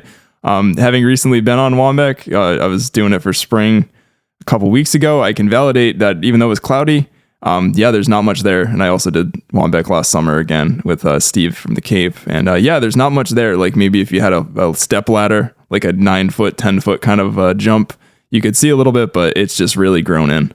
And it's kind of funny. Like I was actually looking at old pictures from when Ash and I did Waumbek the first time, which had to be like 2015, probably like 2016 or something like that. It was like one of our first winter hikes we ever did. And like you could see a lot more. You could see the whole presidential range, but it just goes to show you like those trees grow pretty quickly. Like within 10 years, they can grow several feet and obscure views completely. We also had snowpack probably, I'm sure too, but. Yeah, I mean, I'm just looking at the photos that I took. So I was on this thing in, actually it's been a while, 2019 when it was 47 out of 48. But yeah, I mean, I had awesome views of the presidentials there. I mean, not awesome, but you could definitely get a good view. But yeah, I guess the trees have grown up, so that's too bad. Yeah, so Star King, but you still have to go over Star King to get to Waumbek, so it doesn't really change much for anybody pursuing the 4,000 footer list. I doubt many people with a 52 of the view don't go up there and get Waumbek. Right. It's like a mile away or something, mile and a half, I forget. Yeah, the stove will still be there. Oh yeah, it's still cool to see that whole stove from the structure that was up there. Number 3, Mount Martha. This is another one that's kind of a toss-up. Mount Martha in Carroll, which is always done with Martha. And I always get confused. I think it's the actual mountain is called Cherry Mountain. And then I believe the sub-peaks on it are Mount Martha and Owl's Head. Correct, yeah. And Cherry Mountain, the summit of Cherry Mountain is like in a wooded area. And I think me and Stomp tried to get up there at one point, and we realized that it was just going to be a complete nightmare of a bushwhack. So we just said, forget it. Gotcha. Yeah, so this one's off of that road. I always think of that road's like super pretty. I think it's like 113A or something that joins, or maybe just 113 that like joins Route 2 and basically Route 3 Twin Mountain to like almost Jefferson. Yep. Basically, they took that off. I know the last time that I went up from the trailhead on sort of the western side, I didn't even realize like that was part of the list. Like Owl's Head to me just blew the entire thing away, like out off the doors. I'm surprised that Owl's Head kind of wasn't the destination peak. I guess at one time Mount Martha had really stunning views. I remember that being maybe a little bit of the Prezzies, and sort of you could see out to like the Twins off of one little viewpoint from Martha. But yeah, I guess not much left there for views either. And Owl's Head, I think, is probably one of the coolest views of the presidential range that I've seen to date. You have this open ledge there that you can see basically from like Madison across to like Washington, almost like the shadow of the Southern Prezzies with like Monroe. And then the other really interesting feature is that I guess you're looking almost straight south. You can see Crawford Notch like perfectly, like you're looking down the pipe, so to speak, at it, which is a really neat thing. Yeah. And Nobby Hike, actually, he put together, he went with me and Stomp, and he put together like a really good video of that hike. But yeah, to me, it was always Owl's Head was like the sick view. That's a good foliage hike, I think, because it's just straight down Crawford Notch. It's just an awesome view. Yeah, no, rolling back in, because this is kind of part of the delisting of Mount Martha, but the adds they have, so we basically got rid of 3 off the 52 with view, and they're going to add 3 back. So the flip is Owl's Head is now the one that counts for the sort of Cherry Mountain outing. Yeah. So really nothing's changed in that one. No, it's kind of those other situations like with Star King, Waumbek, like if you're doing that, you're probably going to go to Owl's Head. Like you're probably not going to just dodge it. It's like an up and down kind of insignificant mileage. Like you're going to go out there and see that view. So it doesn't change anything. Important to note too, with the 52, the view list, I think as long as you do any of the peaks that are on it or have been on it, it counts. So like you can do whatever variation you want to technically of the list. I don't think they get too picky with that. Now here, I don't know if you've been up this one, Mike, but Iron Mountain in Jackson, which actually was removed. It's funny, they jokingly say returning to the list after a few years on sabbatical. The dangerously worn trail has been rerouted and it is wonderful again. So have you been up to this one before, Mike? I haven't. Matter of fact, the day that I did Frankenstein Cliff, I was thinking about going over to Iron Mountain. Now I wish I had, but no, that's the one. I think that one in Black Mountain in Jackson, I haven't done in Carr and Wolf, I hadn't done either. So yeah, I had completed the 52 with a view list, but the prior iteration before these changes went in. Okay, gotcha. Yeah, it's interesting too because Ken McRae just released a new guide, so it's kind of though a couple of these they'll be on there really. Yeah. Bald Peak I think is probably the only one that's not mentioned at all because he does the delisted. The only delisted one I've checked out was Square Ledge, I think. Yep, I've been on that one too. So for number 3, back in adding, and this is an absolutely gorgeous spot, but Bald Peak in Easton. So this lovely hike with a remarkable view west and south replaces nearby Blueberry Mountain. It is a dramatic outlook on the trail to the Kinsmans. So yeah, we've been talking pretty recently actually about the changes to that trailhead going up the Mount Kinsman Trail, basically the western side to get to the Kinsmans. A lot of controversy story going on with that, but on the way up to the Kinsmans, yeah, I guess it would be right around 2,500 feet. You have this side trail that leads to Bald Peak, which is this beautiful open ledge slab where you can see open views to the west, sort of into Vermont. And then at your back, you basically got the whole Kinsman Ridge and the Cannonballs to look at. And it's absolutely stunning. It's beautiful. Yeah, I'm going to have to check that out. I was going to check that one anyway. So, I've got a little bit more, I guess, to go back to on the 52 with a view. And just to give everyone the full list of the current delisted peaks. So there's Black Mountain, which is the middle peak in Jackson. So that's the ski mountain. So you can go check that out if you want. There's Blueberry Mountain, which we talked about. Then there is Carr Mountain and Mount Wolf, which are on that approach to the Kinsmans. Okay. And then you've got Hibbard Mountain, which is part of that kind of loop near Whiteface, Passaconaway, out of that area, the Sandwich Range Wilderness. So that's a good one. And then you can combine that actually with Square Ledge. You could do Mount Wanna-Lancet or Paugus, I think is the other one that's close by there, but they're not on the list. Anyway, Hibbard is a good fun hike. And they does have a few views looking out into that experimental forest area there. Then you've got Mount Martha, part of Cherry Mountain, Star King, which we talked about, Square Ledge, which is also near Hibbard and in the Sandwich Range. And then you got West Royce, which still has some peaks on it, and you can combine that with East Royce, and that's over in Evans Notch. So yeah, I was on Square Ledge a couple summers ago, and even though it's grown in, there's some really interesting views looking up to Passaconaway. And you can there's pokes of views. I think a lot of the delisted ones, it's important to note, they're not stunning probably like they once were, but they still got some pretty darn good views. Yeah. On a lot of these. And I think Square Ledge occasionally would get shut down for peregrine falcon nesting, so it might have been they were kind of you know what, this is a nesting area. Maybe it's better to just end it, but. I don't know, Nick, what your thoughts are, but I got my eye on Sandwich next. I mean, there's no way that they can keep that on much longer. I mean, there's no views there. Yeah, so I had heard from someone that it looked like maybe someone opened up some views on there recently. So maybe maybe an axe or something. I'd heard that maybe from someone that was up there recently, maybe Paul or Mike Trokey or somebody. Okay. Well. But that was one I remember doing that with Ash and being why is this on the 52 at the view list? Because there's we couldn't see anything. I think you could stand on a rock at one spot and see Jennings and right out to Waterville Valley a little bit, but that was literally it. It was not very overwhelming. Right, yeah, that's the last time I went up there with Stomp as well. There was no views whatsoever. I was there's no way they can keep this thing on there. But if somebody took an axe to it, somebody did that to Tecumseh years ago know. As well. Oh, really? So. Oh, okay. Yeah, let us know, listeners, if I'm talking up the right tree. Yeah. So, or the wrong tree. The wrong tree. Okay. So that's everything there is to know about the 52 with a view. And then we've got a little bit of news here. I think I'm going to skip this national stuff here because we're going to run out of time. But there was one event. Some dude got drunk, and this happened and I got this by about 50 people. Yeah. Everyone sent this to me. All right. I was going to say, so Stomp sent this in our group chat, and I thought I misread this because it says... because of the seasonal aspect of this. Yeah. This was on mid-June, so June 15th, right in the heat wave. This dude crashed his snowmobile into a tree on Sunday morning. So he was... there it is. Yeah. He's 37 years old, Mason, New Hampshire, high rate of speed, hit a tree, and he was pronounced dead at the scene. Stop me if you've heard this before, but he was not wearing a helmet. Officers said speed, alcohol, and operating in a public way appear to be the leading contributors factored into this crash, but still under investigation. But yeah, I mean... Is that a thing where people ride snowmobiles? Even this time of year? I mean, it's not my thing, Nick, but I think it may be a thing for certain populations in New Hampshire and Maine. Gotcha. Okay. They're going to make it a thing, the summer snowmobile shenanigans. Yeah. So. It's dangerous. I mean, I guess if you can get the traction, then it'll go. Yeah. So, yeah. Huh. Anyway, rest in peace to that fine young soul.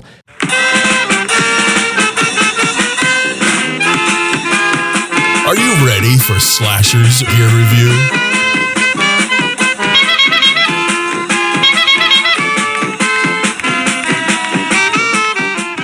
So we're going to skip the national stuff here. I'll just put a note and we'll pick this up next episode. And then we've got a little bit of gear talk. So this is, did you put this in here, this Lifesaver?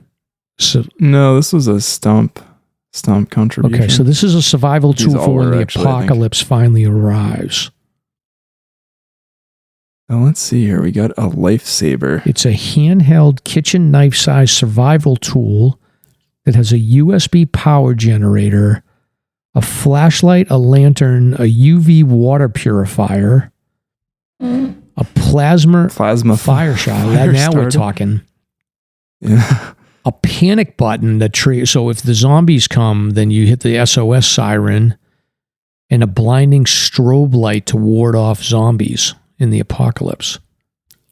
And it all has the ability to charge with or without a power source, so it must be solar. So, yeah. I mean, the UV water purifier aspect's kind of neat. Kind of cool. I guess. Yeah. Yeah, it's an interesting review. I'm sure we'll show it in the throw notes. Lifesaver. Pretty damn handy. Yeah. So, okay. It's a 2,000 degree plasma fire starter. And then it can also charge your iPhone. And it's got a flashlight. All right, maybe I'll check this out. I'll put this in the show notes and you can check it out. And this next one. Oh yeah, Stomp. Yeah, this is not. So Stomp put in one of those, like, I don't know, Nick. This was a thing in the '80s. They're like these string bikinis that the young ladies would wear. That basically it's just a very. It's a one piece, I guess you'd call it, but it just very. I think Borat wore one of these in his movie, right? Yeah, it's like it covers, I guess, just the minimum of what it actually needs to cover. Right. But it's like a joke thing where it has like a man's chest hair on it. So it's just silly. I think Stomp is doing this just to mess with us. So thank you, Stomp. And then, all right. So Nick, I bought a few things here, serious things. So with the trail maintenance, I got to get up to the bald face and do a little bit of brushing and clearing. So I bought the Silky Saw Big Boy. So I've got that. Oh, man. And then I went to Lowe's and I was trying to decide on whether or not I get the handheld loppers, because they have small ones, or if I just simply get a single handheld shears. So they have the long shears, or they also or you can get the one that's just like your very hand. small, like sharper loppers that are one hand, and that's what I ended up getting. Is that I feel like it's going to take me a little bit more time to brush doing that, but can probably cut through thicker pieces of branch than just the shear thing. And then I'll have my... I think they call them... the little ones are usually called, I think, pruning shears. Yes. They call those. Yeah. Like the ones that are just like, they fit literally in like one of your hand. I'm trying to just describe the audio medium, but like you have the ones that you hold with two hands that you kind of crunch together, or you have the one that's just your single hand. Yeah, I mean, I started with the single one. I mean, it probably just depends on your trail. You're going to get some really good like tensile strength in your hand, I think, after doing that. Yeah, right. So, but I just figured I'm going to have the Silky Saw, so if I have to do bigger sections of brushing, I guess I can kind of use that. You know, I could imagine like grabbing like a handful of branches and then just cutting the Silky Saw pretty quick across them. If I had to do that, or just the pruning. And then I was struggling. So I'll put these in the show notes, what I ended up getting. And then I was struggling on whether to get a hoe type, like a handheld hoe device or something. Yeah. And what I settled on is I bought it's a shovel that's maybe a half shovel that's super light. Okay. And my thought was I can probably use that shovel, strap it to the back of my pack, and then use that as to build drainage if I need to do a channel or something for drainage. Yeah. Do you have any water bars? I don't. I have a few water bars in lower sections where it dips into the tree, but I have some standing water, and potentially I might be able to divert that away. Okay, cool. So, but I just didn't. I don't want to lug a hoe 4 miles up to my trail, so I figured this will be lighter and more flexible. I'll be bent over a little bit if I need to use it, but Again, I've got such a minimal portion. I carry a garden trowel to just unplug like my little thing. But again, like you've seen, it's small, so it's not like a water bar or anything. That was the other thing, is maybe I'll go with the trowel to start with, but we'll see.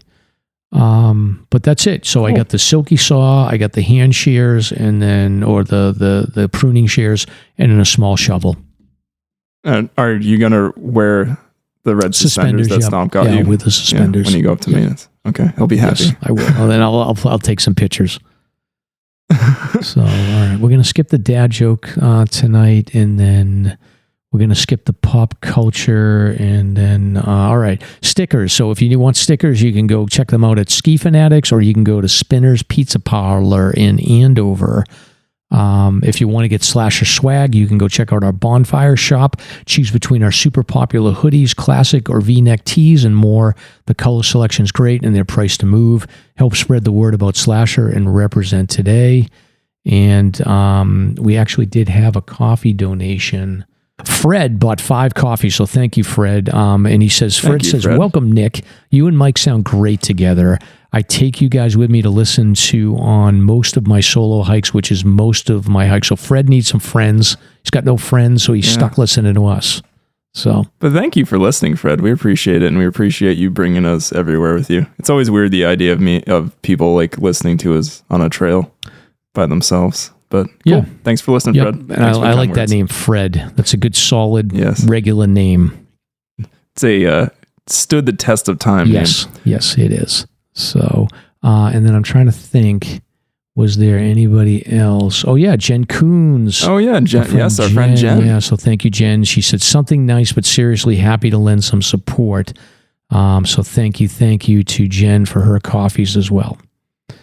So, so if you want to donate, you can check out on our show notes how to buy us a coffee.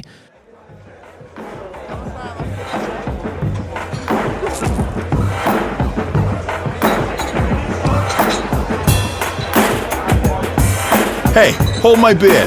It's time to find out what Mike and Stomp are drinking. On this week's Beer Talk. This is part of the show where we talk about what beer we're drinking. Nick, I'm just drinking water tonight. I'm being a good boy because it's going to be a long weekend and I'm going to be drinking a lot.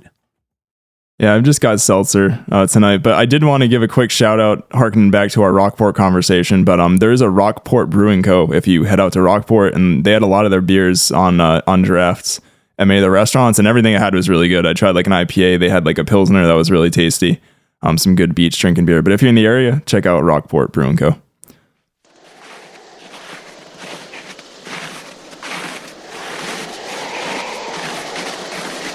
I knew we should have gone left back there. Stomp, don't worry. I know it's this way. I've got a feeling in my gut.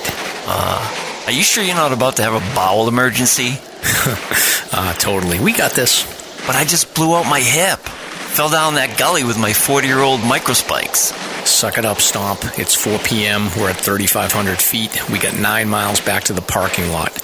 Your leg may be broken. We got no cell connection, and we can't feel our fingers. But we're finishing all of my list tonight. By the way, I need some water. I'm empty. I would if I could see what I'm doing, but my headlamp batteries are dead. You gotta be kidding me. What a chump. This is the last time I hike with you. Whatever, mister. Do you know me? I have a podcast. Whatever.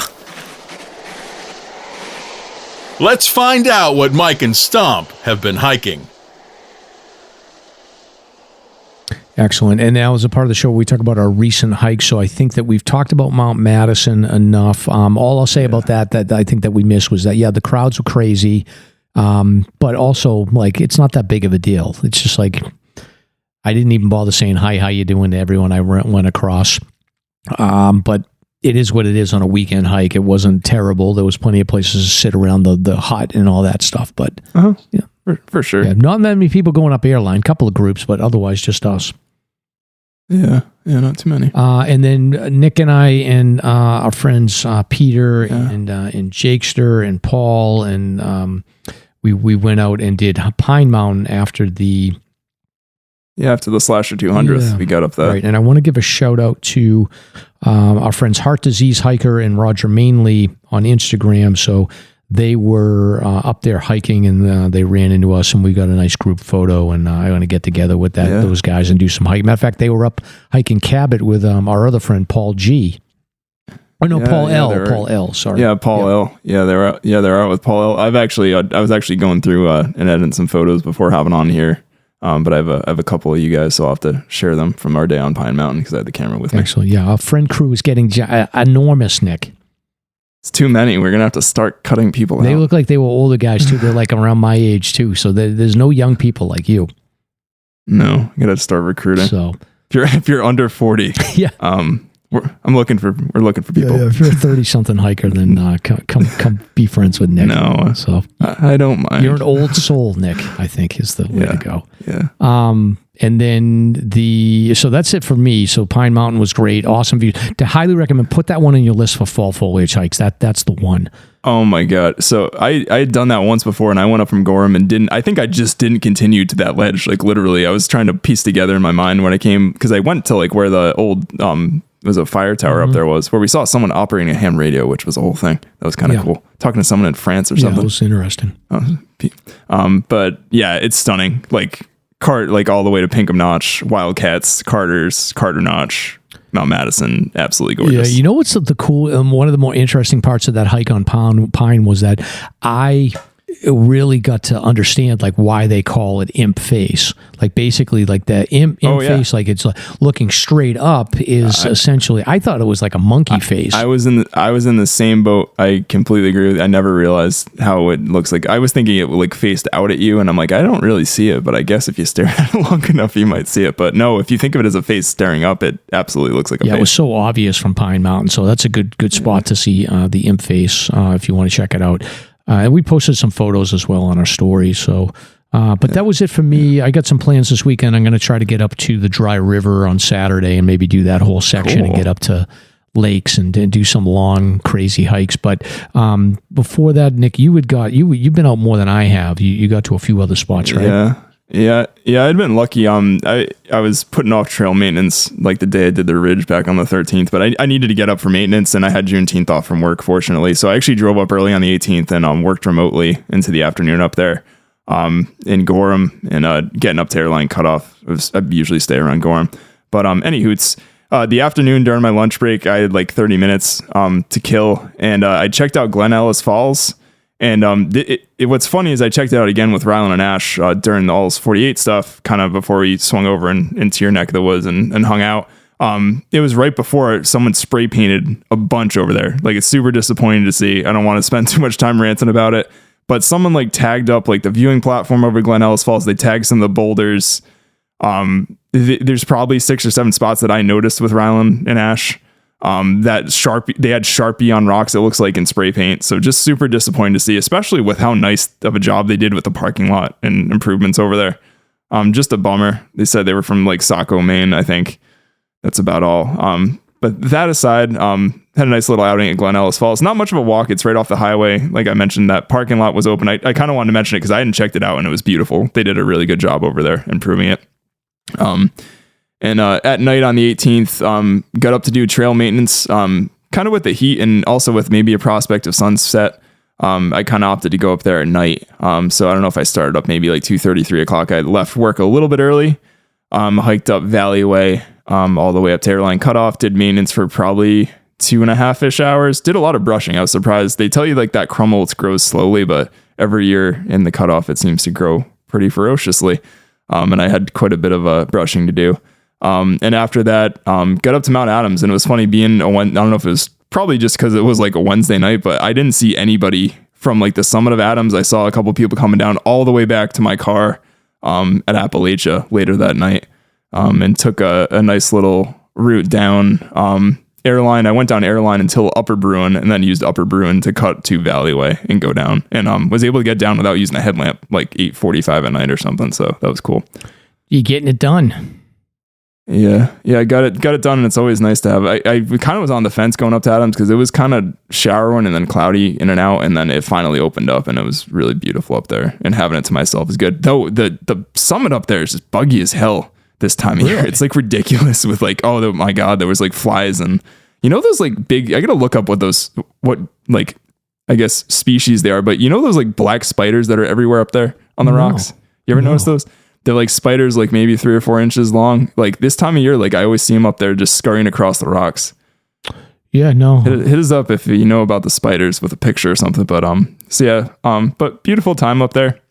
And then on the way home, still being spring and me working on my seasonal list. Adams I've got for all 4 seasons, and I'd lost count of how many times I'm up there. So that was just I wanted to go up for the view, which was a nice thing. Because I get list centric sometimes, but I hit Waumbek on the way home for the spring season. So that was on the 19th.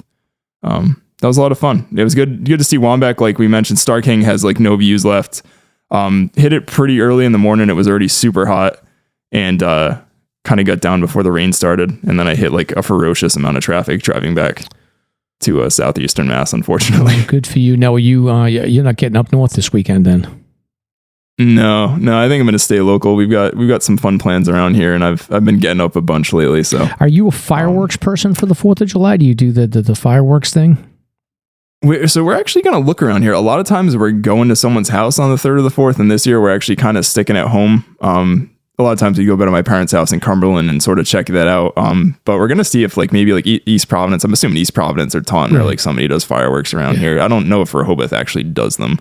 But we'll probably check out like the parade, and we got my mom staying over and a couple friends coming. But I might try to get out to watch Houston on Sunday, but we'll see how that shakes out. Yeah, okay. Well, we'll miss you up north. So we typically like I'll be at my father-in-law's place, and they typically like the houses across the railroad tracks on the other pond. They'll do fireworks, so we can sit on the porch. Cool. And so Nick's now been to visit near Papa's Beach, so he knows what I'm talking about. But we sit on the porch and we can just watch the fireworks at night, which is pretty nice. That's nice. Yeah, I'm sure people just light them off around here too randomly, but we're like actually right next to the police and the fire station. So it's good in the center of Rehoboth. So like it's good for that, but like nobody's going to be lighting up. Like you'd be pretty brazen to light off giant fireworks like right near us. But I'm sure we'll find something. Right. So it should be fun.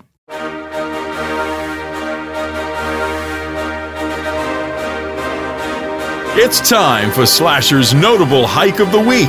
If you want to be considered for the Hike of the Week, simply tag Slasher on your social media post. All right, so let's move on to notable listener hikes of the week here. Yeah, we get a boatload. I'm going to bang these out very quickly, Nick, and I'll just briefly, but you're going to have to keep track and give the award out here. So first we got Run Cast Run did North Moat Mountain, up Red Ridge, and down Moat Mountain Trail. So that is a fun little clockwise loop. Two thumbs up for me. Then we've got Summit Snack Attack. Our friend Andy leveled up to Well Sticky to the Terrifying 25, doing it in the rain. Oh, so he leveled up Well Sticky to a Terrifying 25 by doing it in the rain. Makes sense. Yeah. Then we've got, oh boy, here we go. I'm a softie, but I'm always like going to put the dogs first. So Arlo the Beagle threw him in here. Banged out Rogers Ledge for number 27 of 52 with the view, and celebrated with Super Secret ISO. That's two cool things that Arlo did. So shout out our friend Mr. Conley. So I think Mr. Conley hikes is friends with that whole crew over there, with Heart Disease Hiker and Roger Mainley, and then, oh my God, I'm going to TJ, I think his name was, I forget his Instagram. That's a whole crew over there. So Mr. Conley hikes did the Bigelows, Avery and West Peak starting, so he's starting the Northeast 67. Marley Sue did Star King and Waumbek for the Alzheimer's hike. That friggin' hiker did Owl's Head for the Alzheimer's hike. Oh man, we got to do the Alzheimer's hikes now. Leslie Rossi did she's playing on Monadnock, 29 miles and 10,000 feet of she's redlining Monadnock. What is going on with that? We're not going to be able to. I had to double take that. We're not going to be able to give one here. So Liz Fay and Dave Shits in the Woods were in Baxter State Park.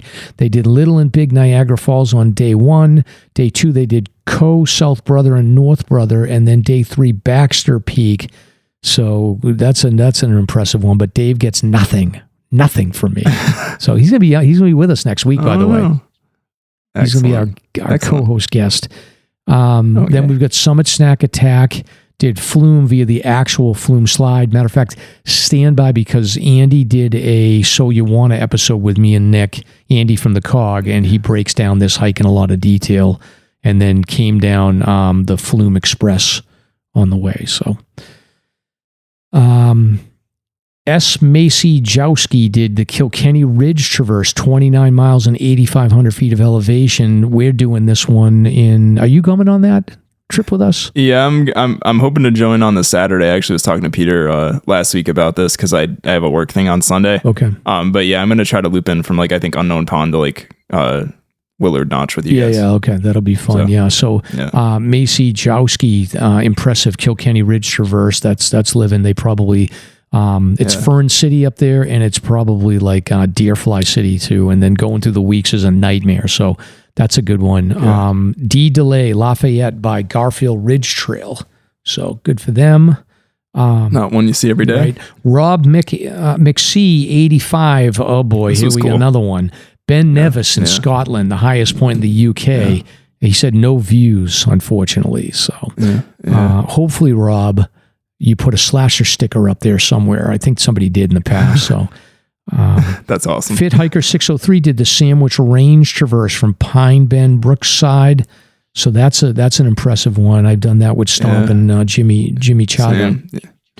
Yeah, I did that with Paul Lamar last summer, but we started at Oliverian Brookside and ended over Saturday. But fun day, fun piece of woods. Nice. And then Jim Caraba did Race the Cog event. He met Stomp and Devil Shingle in the Chill Wave, Washington. What is the Devil Shingle? Do you know what that is, I Mike? do know what that is. Something on Washington? I do know what that is. The Devil Shingle, I think, Jim and Andy, if you're listening, correct me if I'm wrong. I'm pretty sure the Devil Shingle is that little like shovel thing that they ride down the cog back in the day. Okay. I'm pretty sure that's what he's talking about. You know what I'm talking about? It's like a shovel that you can ride down. Yeah. So, yep, I know what you're talking about. Mountain Jack 76 did the abandoned trail to Scour in Waterville Valley, so that's a Stomp hike right there. Christian hikes the Whites. I hung out with Christian at the Alzheimer's hike. He did Washington by Tuckerman Ravine, and then R.K. Lackas did 5, 6, and 7 of 48. He did a Jefferson, Washington, Monroe loop, and it was his birthday trip or her birthday trip. So happy birthday to R.K. Lackas, and Runcast Run did Baxter and Hamlin Peak. So that's another one for them. So they're at 40 of 67. And then Knickknack 7 did 41 miles over 4 days to grab the Osceolas, Tri-Pyramids, and Owl's Head, which I'm trying to do the math on this. Yeah, I mean, Owl's Head's probably 18 miles in itself. Right. That kind of adds up. That adds up. Yeah, so maybe these are day hikes. I thought that they meant they might have done like a through hike on this, but either way. Yeah, no, from what I saw, I think they were just day hikes and they were camping out on maybe the Kank. But. Got it. And then last but not least, Heart Disease Hiker 75 did Cabot with Roger Mainley and Paul Lamar, and then the other friend of ours that I hiked with briefly on the waterfall. I think he said TJ, correct me if I'm wrong here. And they did Imface and Cabot over 2 days. So good for them. And that's good stuff. Yeah, there's a lot going on here. I don't know. It's tough to pick one. Just pick the dog. No one can argue with the dog. The Beagle. The Beagle got the ice cream. All right. I'll pick. We'll give Arlo the Beagle for Mike. I'll give the runner up. Basically to that whole Monadnock menagerie, if you will, that was going on over there. Why can't I'm failing to find the name? Yeah, that's Leslie Rossi. Thank you. Too many notables this week. Playing on Monadnock, 29 miles and 10,000 feet of elevation gain. That's interesting. And Monadnock is beautiful. It is a playground of trails, even though it's not as high as some of the 4,000 footers. Yeah. And I'll give Smacy Jowski the Kilkenny Ridge Traverse. I'll give that a shout out. That's a beast. All right. And then might as well give Ben. We'll give Ben Nevis one from my side. I've hiked in Scott. I actually did a Munro in Scotland on my honeymoon. Not a 4,000 footer one, but Scotland's super cool to hike into. Right, and I think Stomp would give Mountain Jack the abandoned trail to scour. He'd probably give him that, absolutely. And then I guess we should probably I'll give an honorable mention to Liz Fay, only Liz Fay, and then Runcast Run for their work on Baxter. Yeah. So good stuff. Good stuff. Let's dive into some White Mountains history, shall we?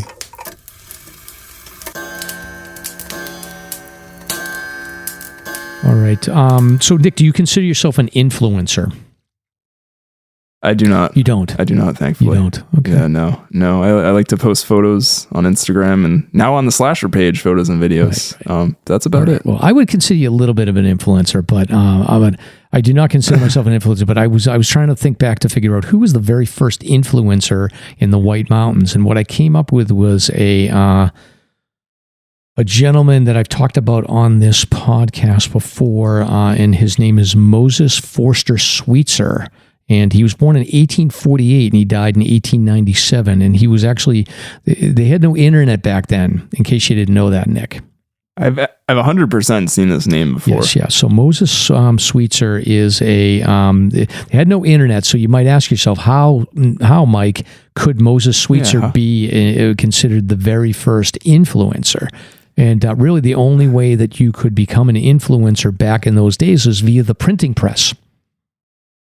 Oh, the original social media. The original social media, the printing press. So Moses Sweetser was the author of travel books, focusing specifically on the White Mountains, Massachusetts, and Maine as well. So he was born in Newburyport, Massachusetts. And the reason I brought this up is that I happened to be out running one day. No, I do my morning run routine. I typically run around Amesbury, but this time of the year, I don't go in the woods as much, Nick, because we get these deer flies and they drive me crazy. So I'm always looking for new runs. So I had to drop my daughter off at the T station because she's working at her internship in Boston. So I decided to run on the Newburyport waterfront.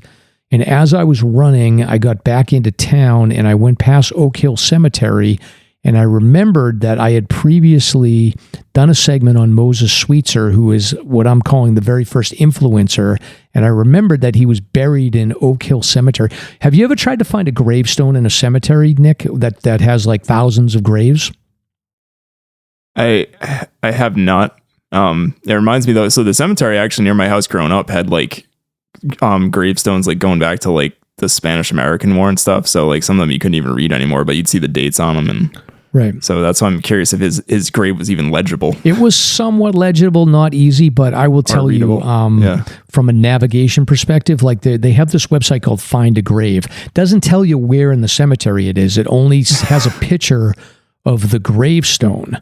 Oh, so okay. I got a picture of the gravestone, and I know that it was an unfinished gravestone. And by that, I mean it was basically not, on the back, it was not a smoothed piece of granite. It was only on the front was a smooth piece of granite, and then on the back, it was kind of misshapen and weird. So rough. I knew that was something that I needed to be on the lookout for. And then I could see on the backside that it had there was a pillar headstone, like basically a column headstone that was near it, and it was unique because a lot of times these column headstones are like flared. They kind of look like a chess piece, but they're wider at the bottom and narrower at the top.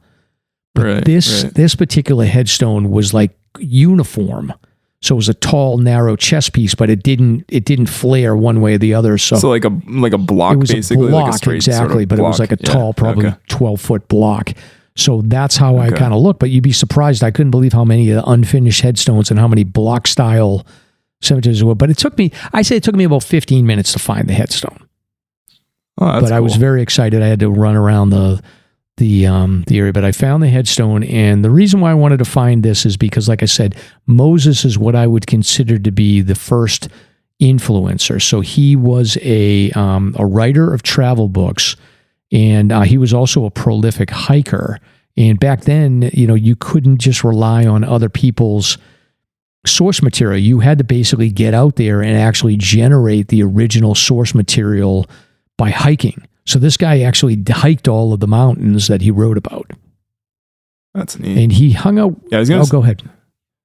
No, I was going to say, I'm pretty sure where I've seen his name before is just looking up like history about naming on a lot of stuff in these maps and the different mountains in the exactly. West. And I'll get to that. Is he named a lot of, like, he was responsible for naming a lot of these. I've talked about him before, but basically Moses Sweetser was the editor of what was known as Osgood's White Mountain Guide, which was the first kind of known, there was some books and some travel books and whatnot, but his was like sort of the main book for anybody interested in the White Mountain Guide. And then he was a little bit ahead of the curve on his travel book before the AMC really got formalized.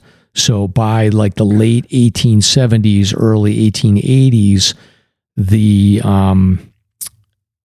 AMC had gotten a lot more formalized and they had their normal meetings. So Moses acted as the editor, and as part of his job as the editor, he actually went out and hiked a lot of these mountains and basically wrote about his experience. So he was also later on, he was part of the nomenclature committee. So Sweetser shows up pretty prominently across the Appalachia Journal guides from 1879 until like the 1900s. So there's a couple of select segments here. So again, he was on the nomenclature committee, and there's a segment on the Appalachia section where he talks about how he wanted to just confirm the process for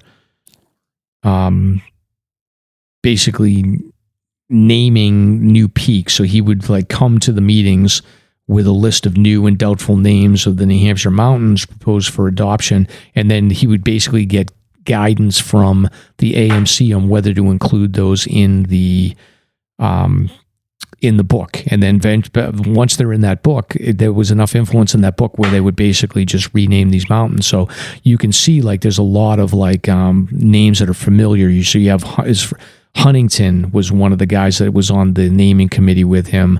Professor Hitchcock was on the naming committee. So Hitchcock is like by the Hancocks and stuff. So a lot of those guys ended up getting different summits named after them, which is interesting. So, and even the Osgood guide you mentioned has to be the same Osgood of Osgood Trail. I would think. I don't know if that's the same or any not. relation. Different Osgood. I don't know if that's the same. That's a good question.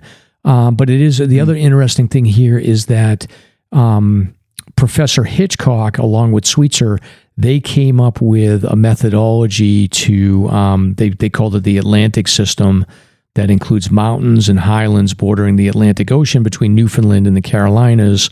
And then they divided that into different sections. And then eventually they were able to segment out the different parts of the mountains. So there was a lot of kind of interesting naming activities that they would work on. And then Sweetser also talks about how he named some summits after he named Mount Field for the highest summit on the Willie Range. He talked about the naming Mount Lowell, and then some of the peaks in Kerrigan Notch, and then Dartmouth. So Mount Deception, another one that they talk about how he basically, it's like the notes about how they're planning on renaming these. And they basically got the AMC on board, and then he would put them into his newer editions of the guide. So in the 1880s, he would work with the AMC to ask them to like basically let him know if there's any wrong information on his guide. And then he would add that to the new edition. So he's also mentioned prominently in an article in 1879. He was one of the first parties to ever document climbing Mount Kerrigan. That must have been wild. Right, yeah. Be the first people to hit Signal Ridge and all that. Right, yeah. I think the first group was in 1869 and then early 1860s, and then Sweetser went up in 1869, and essentially like his group was known as the Guidebook Party. So they would go out and hike mountains that hadn't been hiked or documented, and he had his guidebook party. So I think it was like him, Hitchcock, and a few other notable hikers that you see that were part of the early AMC. So just while I'm thinking about it, was he from Amesbury? He was born in Amesbury. Yes. Okay. Yeah. Okay. Yeah. I wanted to ask that. Yeah. He was born, and then he was buried in Newburyport. So, okay. But yeah, and then he comes up prominently across the AMC. So there was a mention of him in the president's address in the 1880s, where they talked about how they had originally tried to name a Mount Nancy. They originally named it Mount Amorigeslu, and then 20 years later, they decided to decided to name it Mount Nancy because I guess Amorigeslu was a Latin word that they wanted it to sound Native American. So basically, like the word is compounded of two Latin words meaning frost of love, and is accented in this third syllable to resemble an Indian name. So Amorigeslu was like an attempt to sound like a Native American name, but they just basically decided to change it to Mount Nancy. So the president of the AMC talks about how they were making some updates to the names. Yeah, that's interesting. Yeah. So he also, there was a trip report that he talked about hiking in the Ossipes on Black Snout.